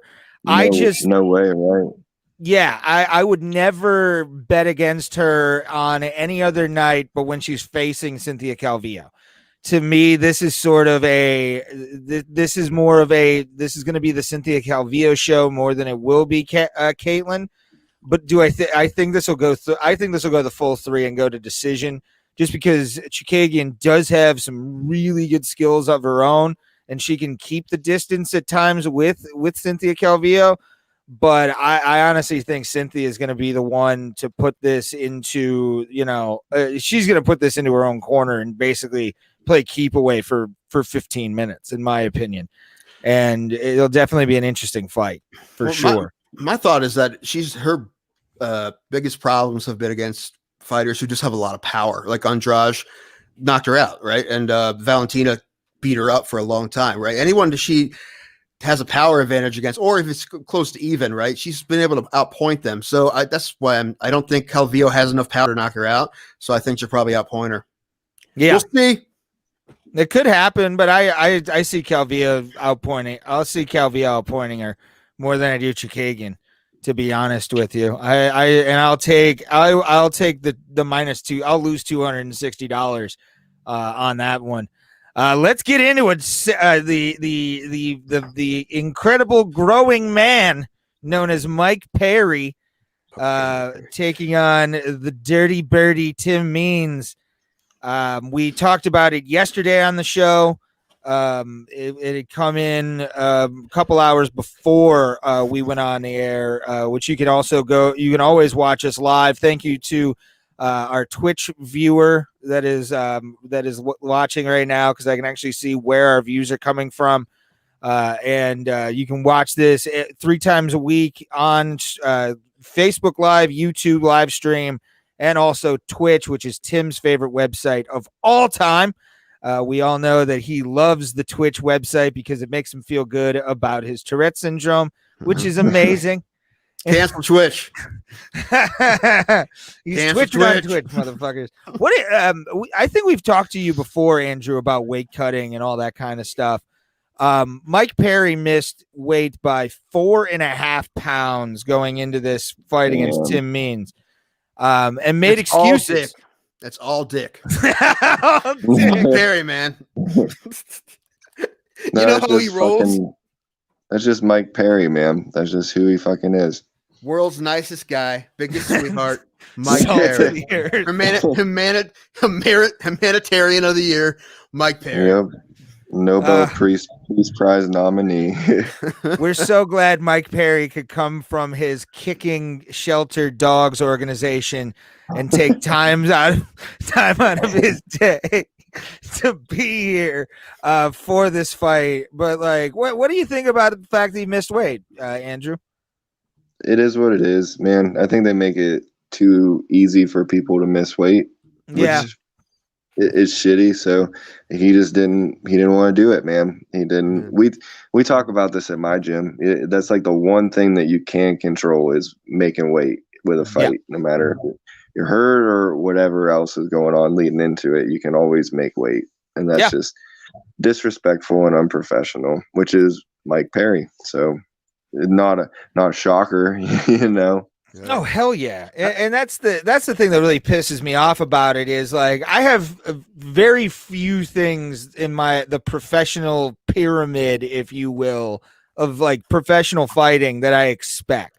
One is always making weight. Like it's the job to be there, and even though Mike Perry does his job extremely well, it adds something. It adds like a black eye to if he wins tonight, because of the fact that he didn't make weight, and you know that weight, that 4.5 is still going to be a little bit of an advantage, my friend. Agree for sure, man. It's disgusting, but but again, Mike Perry, disgusting human being. Well, so one thing that I really hate, and we've talked about this before, Ray, is like it always seems like there's a lot of pressure on the guy who did make weight when he's fighting someone who didn't make weight to still take the fight. Yeah, like if Tim Means says, "No, fuck you, I'm not fighting you. You're 5 pounds overweight. This is ridiculous. Give me a fight in a week or two." Who's they gonna be pissed at? You gonna be pissed at Mike Perry? They're gonna be pissed at Tim Means. They're gonna be pissed at Tim Means, man. It should just be Mike Perry. But that's not fair, right? Yep. You shouldn't feel that pressure at all, right? They should be like, all right, we'll get you a fight next week, Tim, or whenever you're ready to make weight again. You're good to go. It's fine. It's not his fault. You know, that's when I feel bad, because I feel like those guys are pressured to still take the fights. And the UFC or any of the commission, they say, okay, well, you're going to get some extra money out of it. I think in this case, he's getting 30% of Mike Perry's purse. What's nice, but you still rather the dude make his weight, man. Mm-hmm. Right? You should show up for a fair fight like you agreed to, man. Right. And do part of your deal. All right. I really think it's unfair that you'd expect guys to still take the fight, because I haven't seen anyone not take a fight when the guy missed like 1 or 2 pounds or whatever, 3. This is 4.5. This shouldn't even fight, honestly. Right. I agreed. Right. And I don't know. Maybe some guys are like, I don't care. I'll fight anybody, anytime, anywhere. I don't care if he's overweight, but I don't know, man. I mean, the thing is, you're well within your rights, and like, dude, I pass off to you if you're just like, dude, fuck you. You're supposed to make weight. Yep, I would do the same thing. But also, and Andrew, I don't know if you've had people miss weight, right? Couple times, yeah. And honestly, I took the fight, yeah. And how did you think? Okay, I'm gonna punish this guy now, because that's how I would go into this if I was Tim Means, is just punish or what you can of Mike Perry, to like be like, hey, motherfucker, make weight next time. But I also I'm picking Mike Perry in this. I hate to say that just because of the advantage. That weight advantage is going to be huge for a guy like Mike Perry against Tim Means. Like, 5 pounds is a big deal, man. Especially against Tim Means. You just said it because he's a skinnier welterweight. Yeah. Dude, remember when that dude used to fight lightweight? Dude, man, sheesh. I mean, he's built like you, and Tim Means, kind of at the same height as you. Right. That's what sucks about the weight classes the way they are for people of our build. Right. Again, what we talked about. Like, you know what? When we talked to Drew Schottenheimer, he was against change of weight classes. He's like the one guy that said they shouldn't switch it up. Yeah, because it's Drew. Because it's Drew. Yeah, Drew's awesome. We had fun with him, man. And we'll have him back. But Tim Means is like the opposite of Mike Perry because he's like a pro's pro, right? Everybody loves Tim Means. Just love Tim Means. Fair, legit, skillful. He may have been popped before. I think he may have popped before for something at one point, but for the most part, everybody loves Tim Means, man. I'm picking Perry too, but dude, I'm pulling so hard for the Dirty Bird. Also, great nickname, great fucking nickname. Dirty Bird, yeah. I'm Mike Perry as well. He's gonna take the fight, but I'm rooting for Tim Means, but I'm picking Mike Perry. I will say this, man. It's my favorite thing Mike Perry ever did, dude. And he's doing it again. When his last fight, when he fought Mickey Gall, he just showed up to Vegas with just his girlfriend. Well, dude, that was the best fight Mike Perry's ever had. That night, I was a fan. I was a fan of Mike Perry that night, man. I'm not gonna lie. Yeah. I think he fought good. He looked good, and I bet he shows up. I think he's got something going on in his head right now. I bet he shows up the same exact way. I bet he has a pretty stellar performance again. Well, I mean, look at that. Look at that face. That is a face of a man who, like, that's your pissed off. He's on a mission. Yeah. I was about to say that's a dude who's pissed off after like 5 fireball shots and like chugging 3 Guinnesses. That is a man out to kill. Like, that is not a normal human being. He is one of the few fighters that if I saw him in public, I would just stay away from him. I'm honestly afraid that if he's in a bad mood, he will punch you. I want to fight Mike Perry. I want you to fight him. I want you to fight Mike Perry. I want to be in the audience. Stylistically, I think I'm a terrible matchup for Perry, man. I mean, you could be. That's the thing. I love that you called him out. That's hilarious. That's a legit fight that could happen. Oh, dude, I'd love that fight, especially for my first fight in the UFC. Dude, I love that fight. I hope Mike Perry wins all his fights, and I hope for some reason I get a chance to fucking choke him out like I plan on doing if we ever fight. And that's a great fight, first fight in the UFC for me, especially if he's on a win streak. I want that to happen so bad. I fucking hate Mike Perry. And I was see I'm rooting for him. I want to fight him, man. He's very talented. He's a very good fighter. But he's a dick. Man, ever since his ex-wife now, that video of him knocking her out, what was the deal with that, man? Like, what? Who let him put that online? And who let that happen? It's Mike Perry to answer that first question. He can put whatever he wants on. I realized they were sparring. She was in it, but like, that you don't knock out any of your training partners, right? Like, especially the one that is your wife. Isn't a fighter. She's a tennis player. His ex-wife's a tennis player. Anyway, but apparently for this fight, his current girlfriend, who's pregnant, is still going to be in his corner, and one of his buddies, who's not a fighter. So maybe that's what you need, Andrew. You need your wife and me in your corner. That's what we need. Right. Yeah. Be good. You probably actually know a little bit too much. Like, I tell you what's up. Like, dude, you're acting like a bitch, Andrew. Right. Like a bitch, Andrew. And all of a sudden he wants to hit me instead of his opponent. Man, that would make sense. But yeah, dude, I really want. Long story short, I want Tim Means to win this so bad. I love Tim Means, the Dirty Bird, man. He's long. He's fun to watch. If he gets in the clinch, I think he throws those knees up. He can get people with those. I think Perry's going to win, but man, I hope Means can somehow pull this off. He could sub him too. I think Means probably has a better ground game too if it gets there. Oh yeah. I wouldn't be surprised if Tim Means wins by triangle, man. Yeah, I could see that him being the lankier fighter, getting some kind of submission victory and just using his size to his advantage against someone who's just a powerhouse small squat welterweight. I mean. This is the perfect way for jiu-jitsu to be shown, in my opinion, is hopefully get him down. Also, this may be Mike Perry's last fight at welterweight too. You never know. It's very possible. Yeah. He is a big welterweight. Yeah, he said he wanted to go to 185. He's not tall though. that's where I think he'd struggle at middleweight. But if he ain't making welterweight, man, he is a middleweight. Right. He's fighting a middleweight tonight. Right. Yeah. And I think this is officially a catchweight, isn't it? It has to be. Yeah. No, I think they did accept a catchweight, but it's still with the missing of the weight and everything. Right. It's going to be. Well, they have to make a catchweight for it to legally happen. Right. I mean, he'd still be bigger than Kevin Gastelum at 185, though. Yeah. Kevin Gastelum fights 185 with Paunch. Yeah. Gastelum's good at 85, though. I like him at that weight class better than when he was trying to be a welterweight, because he's not a welterweight, man. And he has really good performances at 85. He's beat some top-notch dudes at 85. Yeah, right. He fought for the title there. So, yeah, he's a monster. Yeah. Right. Let's get into what I consider an insane betting line, first of all. Look at that. Holy shit. Look at this fucking betting line. Valentina Shevchenko defending her women's flyweight title against Jennifer Maia.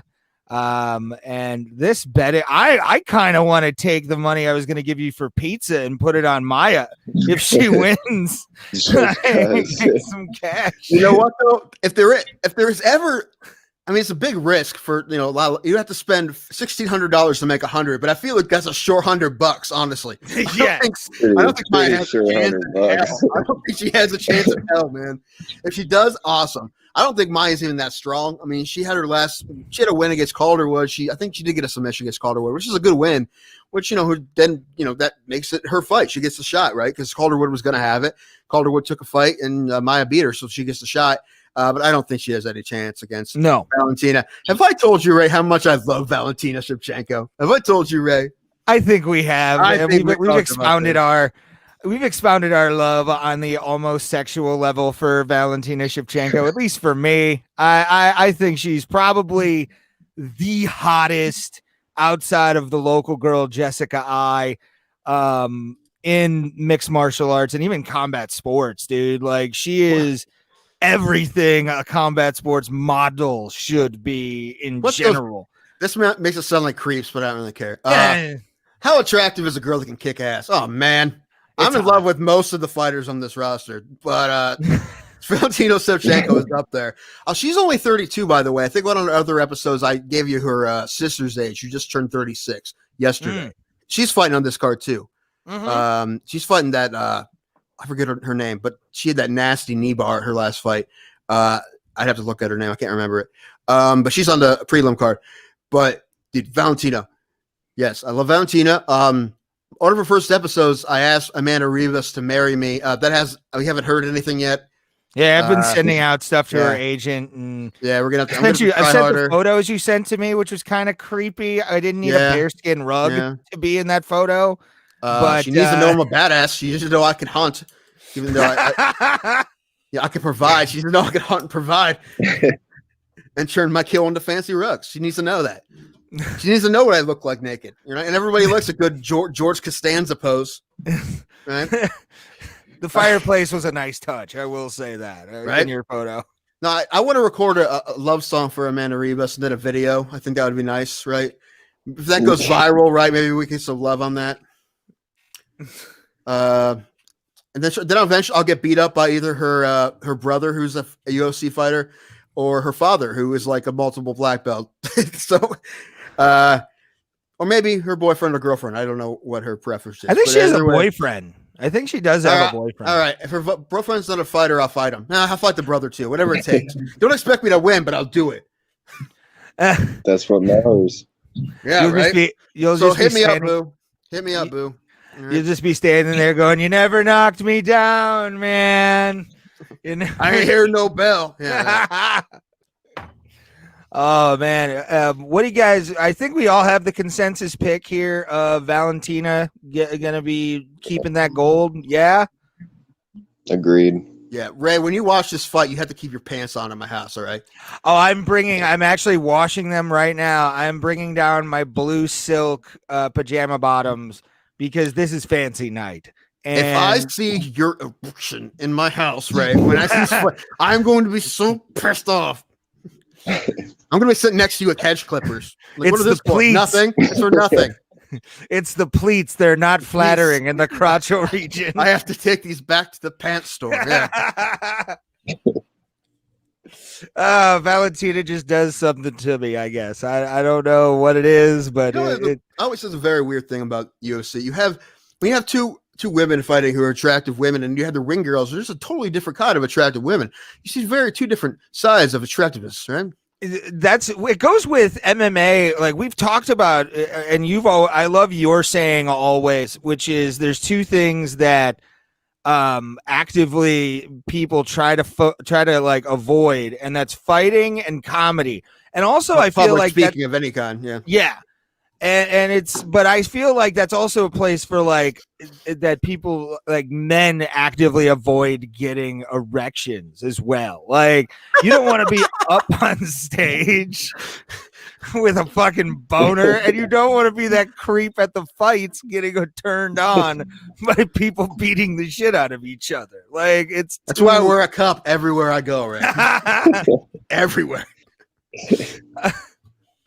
I could see you having the every way the wind blows erection every once in a while. I'm going, oh, gotta go inside now. It's cold. No, dude, look at me, dude. I have no testosterone left. Are you kidding me?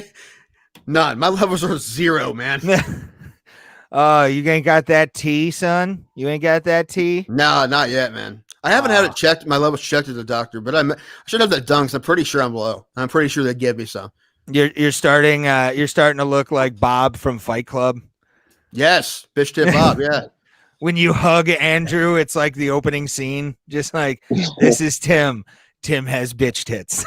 Yeah, maybe. Maybe.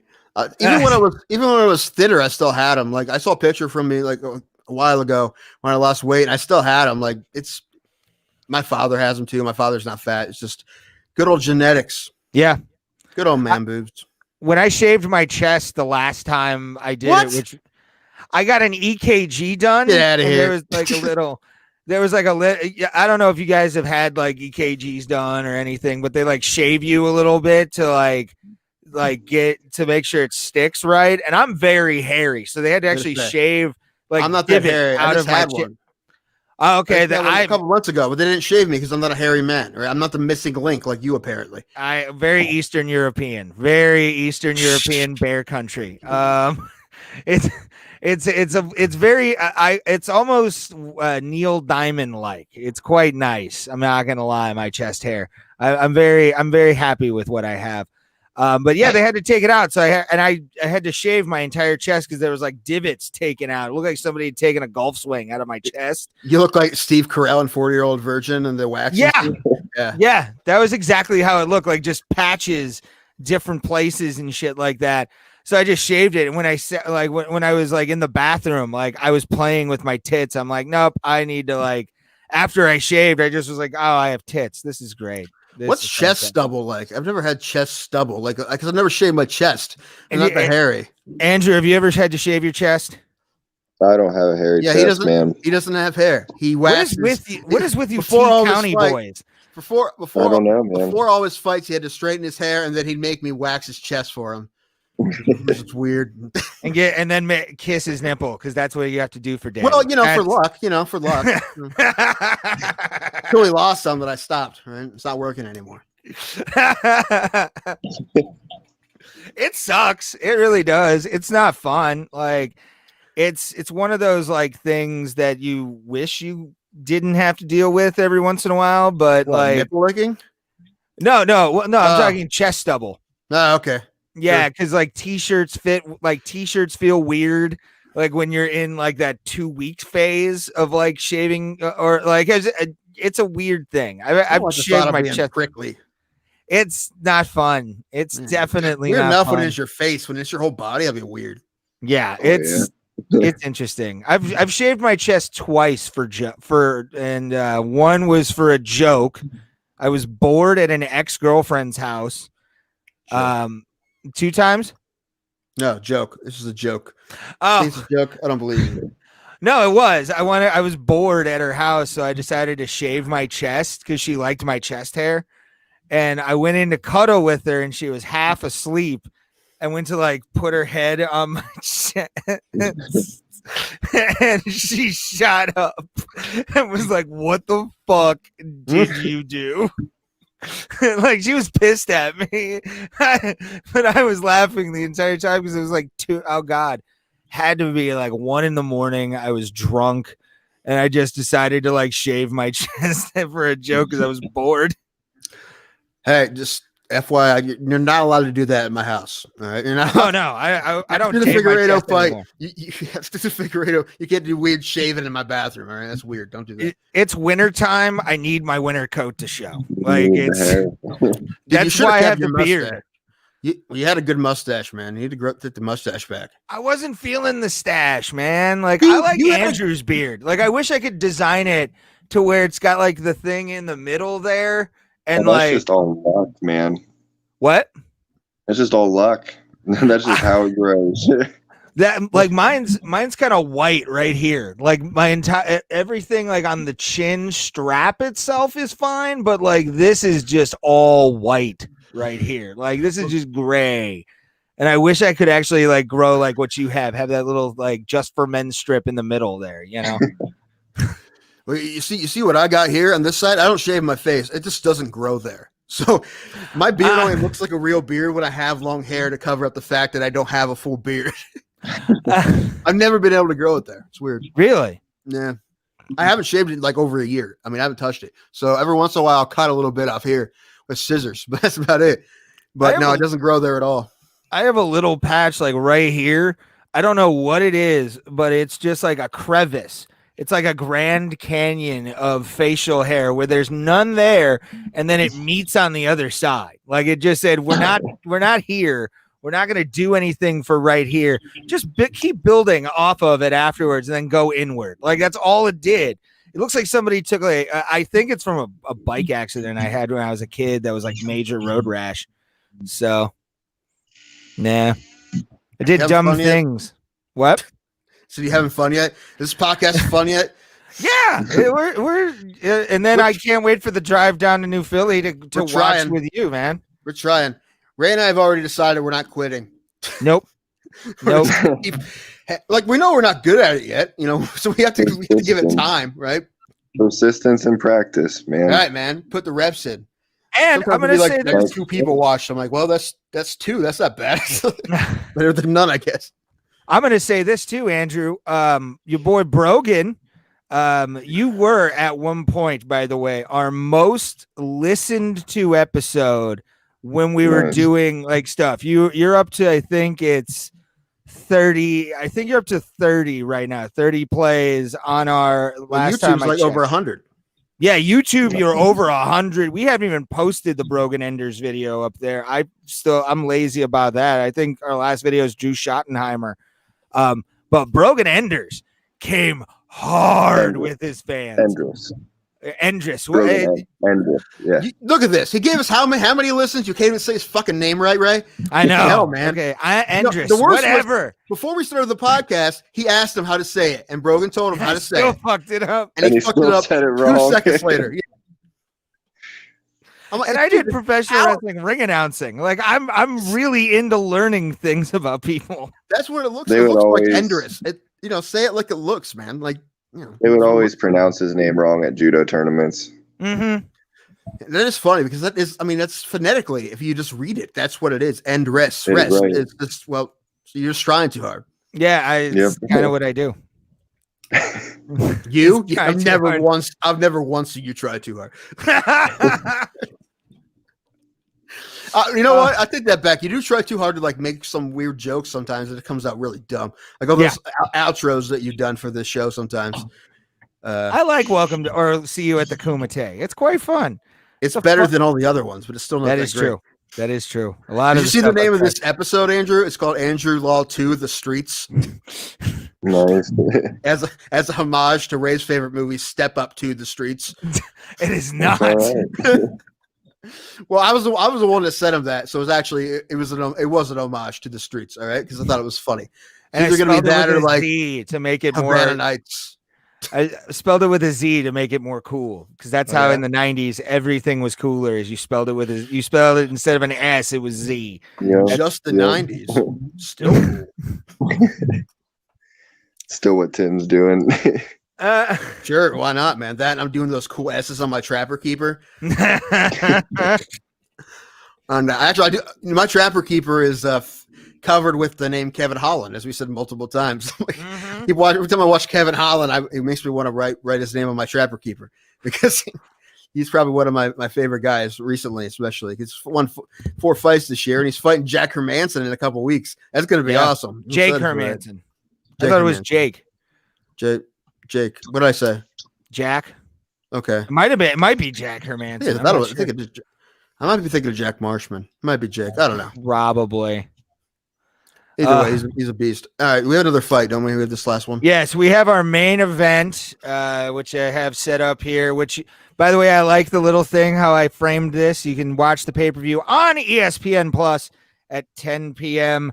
And we have Figueiredo taking on Alex Perez.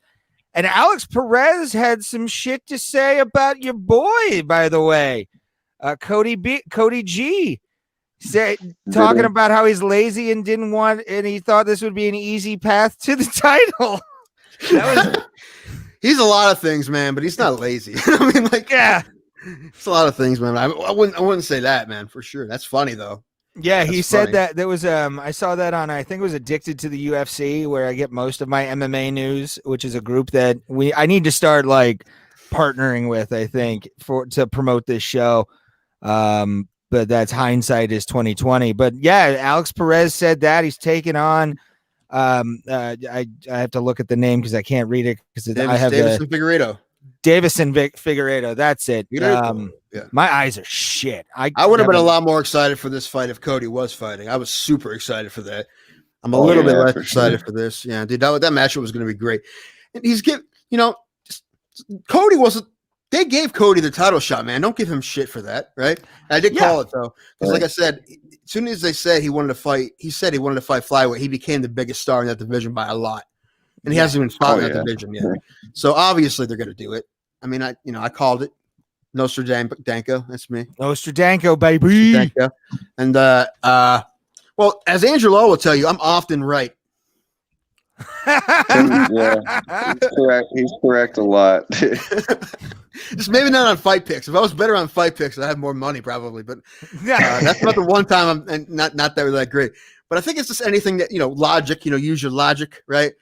I told how many times I've given Andrew Law advice that he didn't listen to me. That he told me later on, he's like, I should have listened to you. A billion. Hey man, you were right. Andrew, your guitar's out of tune. Yeah, we told you about that one when we recorded, and his guitar was out of tune, and we told him, and he said no, it isn't. Then later on, he yelled at us for not telling him about it. Yeah, I remember this. What do you guys? What do you think about this fight, Tim? What do you think is going to happen? Oh well, I'm definitely not. Can you scroll down a little bit so I can see the line? Yeah, let me go to it here. I mean, it's definitely okay. I mean, he's 280 to 240. Yeah, I mean, he's a big favorite, but he's not nearly as big a favorite as Valentina. But I only seen Perez fight a few times. He won his last fight by leg kicks, right? That nasty calf kick. Yeah. Calf kicked that guy's leg out. You've been working on those, Andrew? Those calf kicks? That's like the new thing now. We actually have them. Yeah. It's funny because that's like the new thing, which I'm sure. I mean, dude, someone can punch me, but no one's gonna kick me, man. I don't. If that would be kind of a funny video, we let Andrew kick me in the legs. Yes, I'd much rather him punch me. I'd much rather you punch me. Honestly, I don't want kicked in the legs, man. That's the thing. I always said that if that kid I fought could kick, I probably would have been done right away. If you would have shot my leg out, I'd be like, no, that's enough, man. That's it. Yeah. I was actually pretty lucky he couldn't throw kicks either. So, but no, I think Figueiredo definitely has this. I think Perez could probably give him a decent fight. But man, Figueiredo's a monster, dude. He beat up a really tough dude and Joseph Benavidez twice. Yeah, this is his first official title defense. But yeah, this is tough. And there's like a title eliminator fight. Well, I guess I can't call it that because I forgot about Cody. So, but it's going to be a top contender fight. We'll call it that. Between Moreno and Royval, which is on the prelim card. That's another really tough fight in that division. But I don't like I said before, I think Figueiredo's really good. I don't think anyone else in this division is really good enough to really beat him, honestly. And that's including Perez, except for maybe Cody. Cody will be the one, but which is why I want to see that fight, and I hope it happens eventually. But Perez, I don't think he's going to be able to do it. I'm going to say Figueiredo finishes him in the championship rounds, like the 4th or the 5th. Yeah, I could see that happening for sure. And you speak of this, and I think we've talked about this a few times on the thing. I mean, this is probably the UFC's most shallow division for the men. For men, yeah. Like, this is a division that's historically been shallow. Like, you've had really only one star come out of this. We were talking about stars. I mean, and Mighty Mouse has been the reason that everybody knew that the UFC had a 125 division. Davidson Figueiredo, he doesn't have that quality. He has the ability to win, ability to put guys out. But I honestly, this is to make this the main event and not make Valentina the main event is a little weird, in my opinion. I think this should have been, because Valentina has more of a name. People know who Valentina Shevchenko is. They weren't going to what's the word I'm looking for? Demote. They weren't going to demote Figueiredo because Cody Garbrandt got hurt. That's not his fault that his opponent got hurt, right? And this was the main event. Main event of this card was Figueiredo Garbrandt, right? Just because he's fighting somebody different, they're not going to demote the guy, right? Yeah, and that'd be weird. That'd be weird. So that's why he still is, because obviously the Garbrandt fight would be a really big fight and would make sense to be the main event. But if this was the original fight, you're probably right. It probably would be Valentina as the main event. But whatever, they're both 5-round fights, and they're both going to make their money. I think both Figueiredo and Valentina get pay-per-view money, I think. Or at least Valentina does probably at this point. She had multiple title defenses. But, dude, I think Figueiredo is a beast. I really think if he beats this guy convincingly, and maybe we'll see what's going on with maybe Moreno or Royval, whoever wins that fight, which is a really good fight. And Cody, we'll see. But I think he's going to definitely probably get through this guy. Yeah. What do you think, Andrew?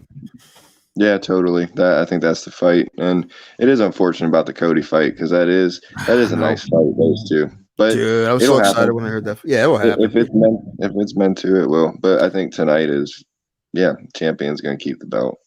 Have you heard anything about Cody's injury? Like inside info from anybody floating around town? No. Nope. Not really. I didn't know if you would or not, but I don't know. Like where's his uncle working out now? Because he quit your guys' gym, right? Yeah. Yeah, he quit. Yeah, he's not there anymore. Yeah, this is what I'm just saying. What Hunter told us, I believe it was Hunter told us that you again, if no one, anyone who doesn't know, Robert Meese is a boxing coach, very good boxing coach. No one will tell you otherwise. Who's worked with him? He's a very good boxing coach. He might say other things, but I won't say he's a bad boxing coach because everybody knows he's a good boxing coach. But he's Cody Garbrandt's uncle. He's one of the guys who taught Cody how to box. And he's worked a lot of Cody's corners, but he was at your gym with you. But what Hunter told us is that he wanted to take the whole thing over. I don't know if that's true. Yeah, I mean, it's Bobby, man. And so he's not at the gym anymore. All right. You don't have to talk. You don't have to elaborate, man. It's all right. Is he over at T County Boxing? Bobby is wherever whoever's letting him use his gym right then. Yep. All right. Yeah. I mean, that's like I drive past it like every day. Ray's gonna drive past it. T County Boxing's right by my house. John Myers is over there. I know that because I got a hold of John. We're gonna have John on eventually. I haven't. Yeah, he said he'd do it, but I haven't got a date yet. Yeah. Nice. And all Ray wants to talk about is the whole mouthpiece thing, which I'm like, I don't think we should ask him about that, but he wants to. I want to get his perspective. I bet that'll be. Yeah, I want to hear his perspective. So let's hear it. Let's ask. Ray's gonna love John. I know it. I like John. John's an interesting guy. I like John too. It's unfortunate what has happened between the two of us. Yeah, dude. I mean, you guys are guys, and you hit each other all the time. You should be able to put stuff to bed really quick. Yeah, agreed, man. It's not my problem. If he wanted to come to my gym, he could. Mm-hmm. Yeah, that's strange. Yeah, because you're definitely not a beef guy, right? I mean, geez, it takes a lot. No, right. Which is a little unfortunate for your career, man. It'd be a lot more fun if you were a beef guy. All right. Anytime you need shit talking lessons, we'll help you. Right? Yeah, we can run your Twitter for you. I told you, man. I told you a bunch of times. We will ghost write your Twitter. I'm just gonna get back to fighting when my body's healthy and start beating people again, man. That's the one thing that I know to do. Well, that's good. We're excited whenever that happens. But you don't have an Instagram, do you? I have one, but I've never done anything with it. I got like a shit ton of followers. I was gonna say, I guess I couldn't remember if you did that or if I set it up for you. Because I always thought you were Twitter free at one point. That was you. But yeah, you have more followers than us, and you haven't done anything. You dick. I will one day though, and it'll be worth the wait. I might make my comedy debut and just put it on Instagram. Yeah, Instagram. Yeah. Then it's forever. You don't want that, man. Don't put shit online unless you watch it a few times. It's all right. I don't even like anything I have online. I got fights online that I got punked this shit in, man. It's all good. Yeah. That is one thing. You can't really do anything about it, right? When they're there, they're there. Yep. It's useful to watch and go back on anyway. Oh, that's what I was going to talk to you about, man. I almost forgot. Do you not watch film? Because that's weird. Like before I fight somebody? Yeah. No, not a ton. I don't watch film. I mean, I'll watch a little bit, know their stance, kind of some preferences that they might have, but I don't study an opponent. I train hard and I focus on my skill set, my sharpness, and my awareness, and I try to be present as I can be for that night. And if it's meant to be my fight, it's going to be my fight. I've never been concerned about what the other person's going to do. More so worried about how I'm going to fight. If I'm in shape, man, and I have trained hard, it doesn't matter what the other guy's intentions are, especially if I'm in the right headspace. You don't think there's something to say about like finding a hole somewhere in somebody's game that you can exploit? Yeah, but I also think that's not crediting them either. Because if you do a whole fight camp based on something that you saw them do in a film. Right, but you always know anything can change, right? But just you see something or whatever, see like maybe I don't know, just an example like a lead uppercut or something can get in or something, and you just know that's there. If it's not, then you just go to whatever else. I mean, maybe not you, but I mean, I don't know. Does your dad watch any film or anybody? Oh, my dad does, and so does Ben, People around me. Okay, well, that makes sense then too. Right, and that's what I do for my guys. I don't know if they watch a whole bunch of film on their own, but like I watched I watched every fight that I could on Chase Boyd for Brogan, and I formulated training around things that I wanted Brogan to work on for that fight camp, and I think that it was all coming together and working. It's just unfortunate what happened. So yeah, I watch film for my guys, and I guess I just lean on the people around me to watch film on my opponents and help train me accordingly. Yeah, right. It's kind of part of their job too, so that makes sense. Yeah, I was about to say, man, that's the sign of or mark of great training is you don't necessarily, in my opinion, when it comes to coaching of any kind, is the coach is supposed to watch the film and then go, okay, this is what I saw, so we're gonna work on this today, this, and kind of go from there. And I can get why the fighter themselves wouldn't watch. Some do, which is an amazing thing, and I guarantee you, they're probably thrown in. They can definitely memorize a lot more if they do watch it. But there are a lot of fighters who, coaches do a good job of training them without the footage, really.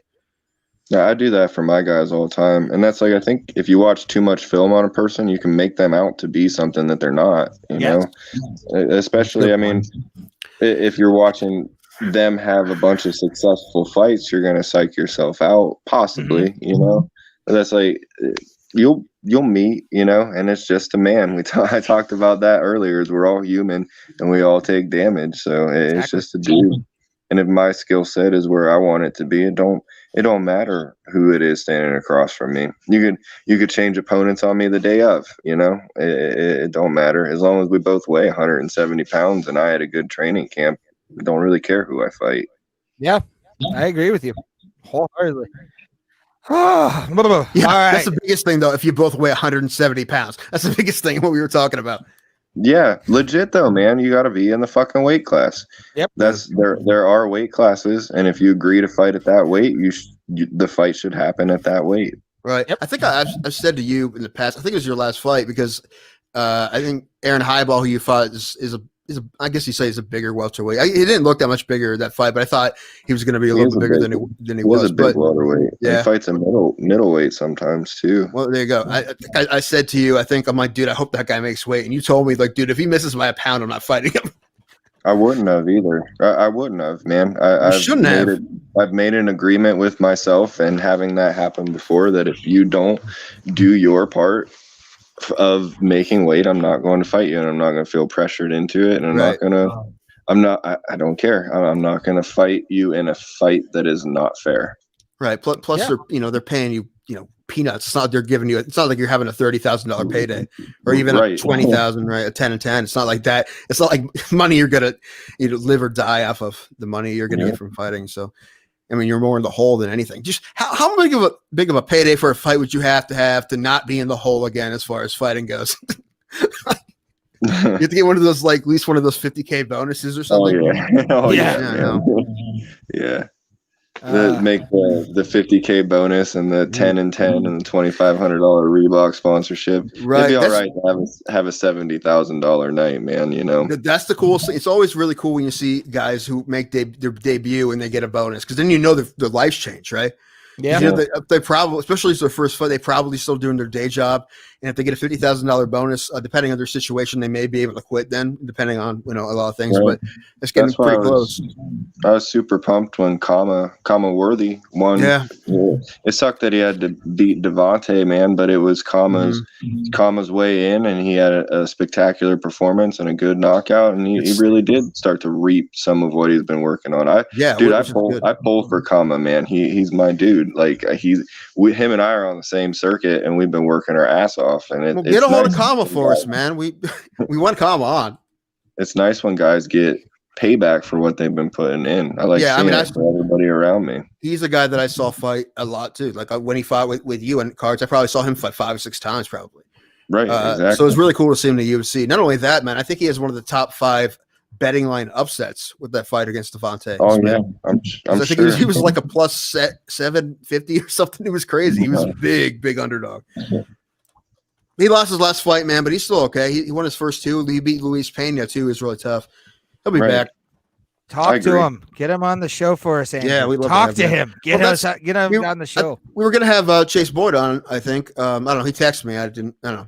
Before I found out he got hurt, but he trains with those guys, right? At the academy in Pittsburgh. He's with Kama. And which John DeJesus. Yeah. I didn't know that he had moved to that gym when we took the fight.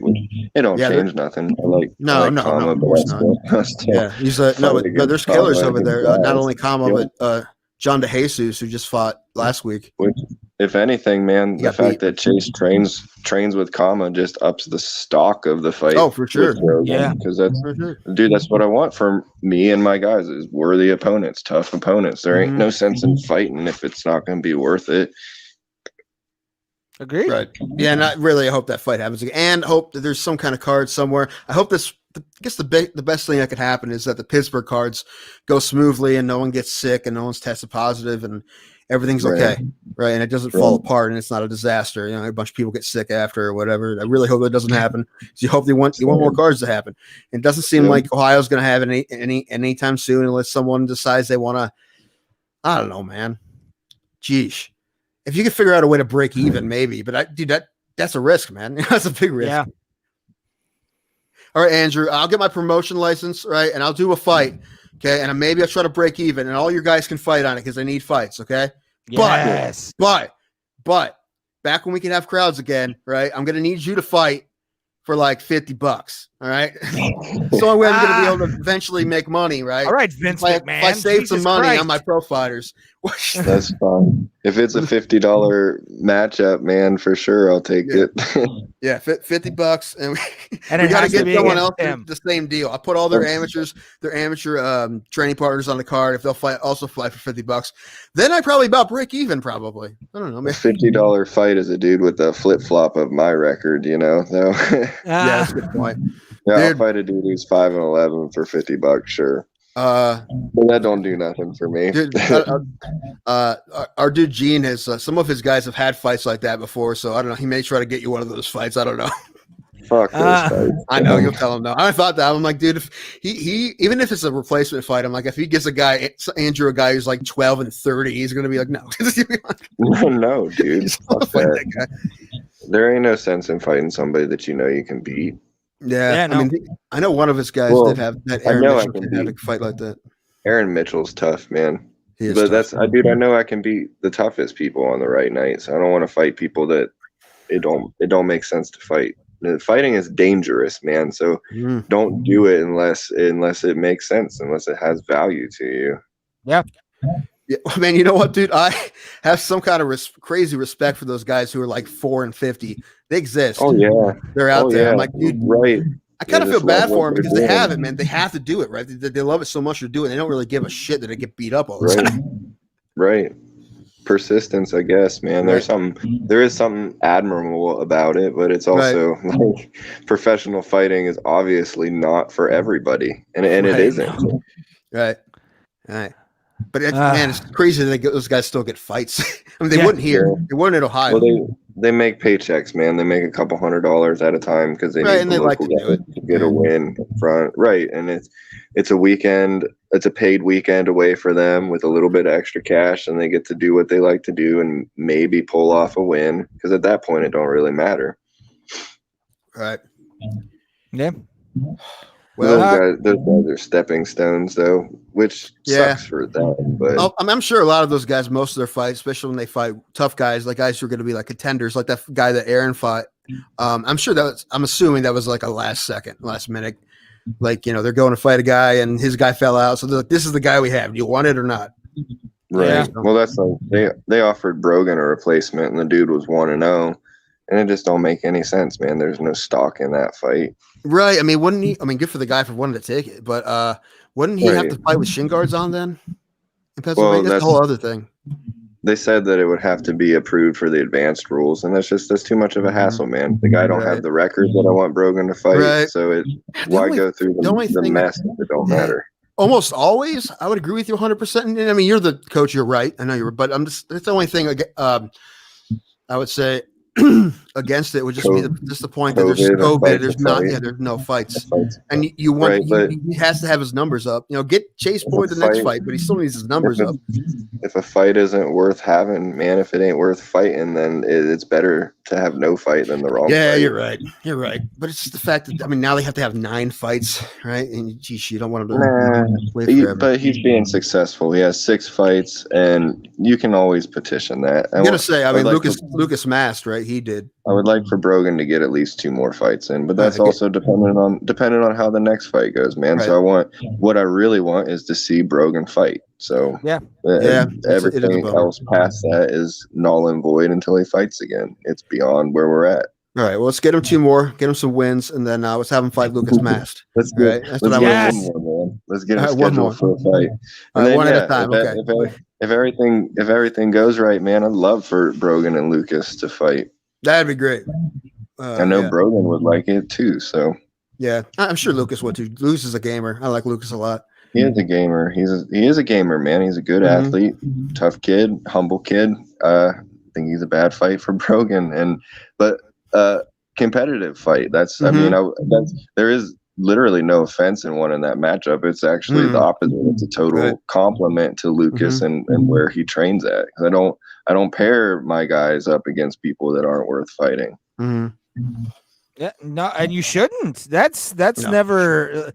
I mean, I've seen one of my favorite things of ever in my life was a fight that should have never happened. Turned out the first round was amazing, but like the dude didn't belong to a gym and just like fought out of his garage. And he wound up just getting brained by another guy who had just amazing kickboxing technique. Like, it was disturbing. Guy kept his cool for the first round, and then it fell apart. Like so many things. Oh, so bad. You did have one of those fights though as an amateur once too, didn't you? You had like a late opponent who shouldn't have fought you probably. I think it was like the day of like matchup, but I still want to say that I was like 3-1 maybe, and he was I think he was 1-0. I think I know which fight you're talking about. So I feel like we're still both pretty novice at that point, and It didn't last very long, but right, and I mean, and that's how it should have went, man. And it went the way that it was supposed to.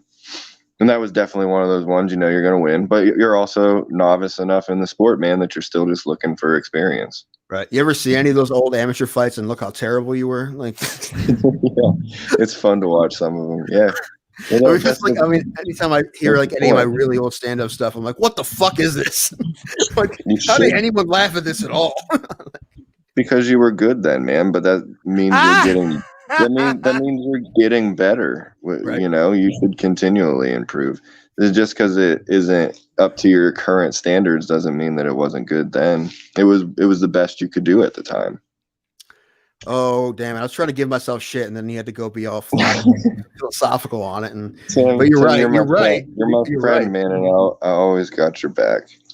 Hi, you too, buddy. And that's why I hope someday you give some big fights so I can talk some shit to you when you get too big for your britches. Same. Yeah, we both need that to happen. Like big success, everyone's saying congratulations, Andrew, or if it's me or whoever, and then we get a text from the other one. It's like, hey, fuck you, you suck. What is this? Yeah, right. Oh, thank you. Get off your fucking pedestal. Like I can still kick your ass, Andrew. Just to let you know. Was that all I was gonna say? I think so. I think I had one more thing. No, maybe not. I forgot. I was going to say something, but I forget. Not important. It wasn't important. Well, let's end this because I've got an hour and a half. What were you saying? Okay, real quick. Because this is why Andrew needs to get himself in a big promotion where I can bet on the fights. Because I'm pretty sure what this whole thing has been leading up to is that we could bet on Andrew fights and he could throw a fight for us. I think that's what we've been leading up to. Right? I mean, we talked about that with Bet a few months ago, right? Like isn't that what you've been working towards? Right? Just so we can get on the LFA or something, so you can be like, hey, man, fucking money. Yeah, so we can bet everything we have on it and then double our money. That's what's one loss gonna do, man? Dude, you know what? That probably happens all the time. I've already had 5 of them, man. It don't matter. Yeah. What's one more? I mean, you think about how some of these guys don't get paid a ton, dude. I bet that happens all the time. You just, you keep it quiet, man. It's not a big deal. Right. But a guy like on Bellator is making like 8 and 8 or whatever. You're like, dude, I can be set for life, dude, if I fucking throw this fight. Right? Yeah. You don't fucking tell anybody, but it happens all the time. There's no honor in that. But no, not at all. I bet you're probably right. I'm sure it does happen. I would bet on myself, man. I would love to be the biggest fucking underdog in the world and then bet on myself. As soon as I can legally bet on you somewhere, I will do it. I'm going to do it. And I probably will bet on you even if I don't like the line. I'll do it. Because I just want to do it. And then I want to thank you for making me money. Or yell at you for losing me money. Just like we were talking on your comedy, man, I'm always improving and getting better. And I mean, I can't ever say that I'm not going to lose again, but I have no plans or intentions on ever losing another fight. And that is the truth. So you guys, your bets are safe, man. That's the point that I'm getting at. I like it. I like a man who's confident in himself. That's always good. It's amazing, my friend. But Tim, let's end the show because I got to drive down to you. Ray's got an hour and a half drive, right? Yeah, it's gonna be fun. It's not gonna be fun. It's raining. Drive 77 south through Canton sucks right now. Just FYI. Oh, great. Good to know. Yeah. It's not the worst, but there's traffic, man. There's a couple spots where it chokes down. So just drive safe. I will take 21 down. Could take 21. You know where 21. That is? No. That's probably over from where you are. You'd probably have to go out of the way to get to 21. Oh, maybe, yeah. Probably, yeah. Because 77 is usually what I take. You would get 76 first, right?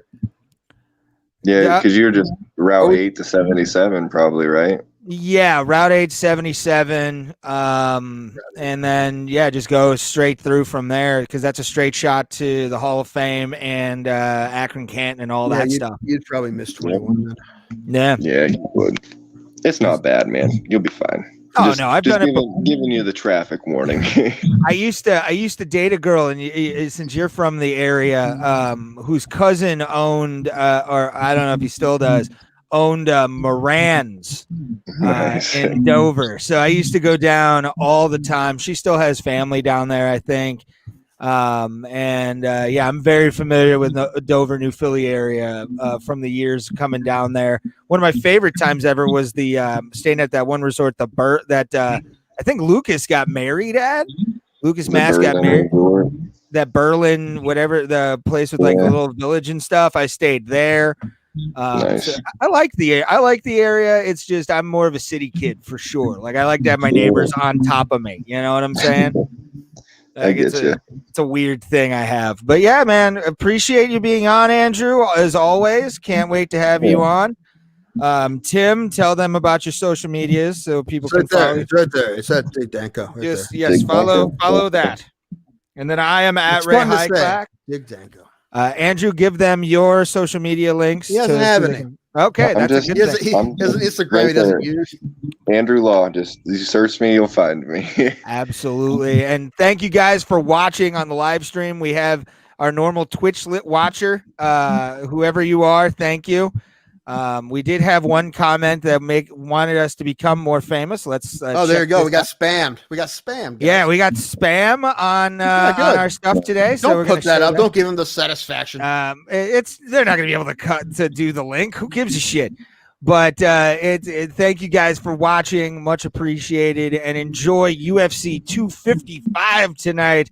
Figueiredo versus Perez. And it should be a fun night. I'm going to now pack up and send my happy ass to New Philly. Yay!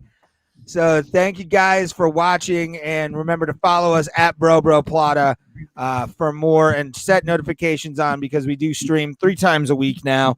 And we will be doing this more often, which is a great time. Thank you guys for watching. And we'll see you at the Kumite, bitches. Woohoo!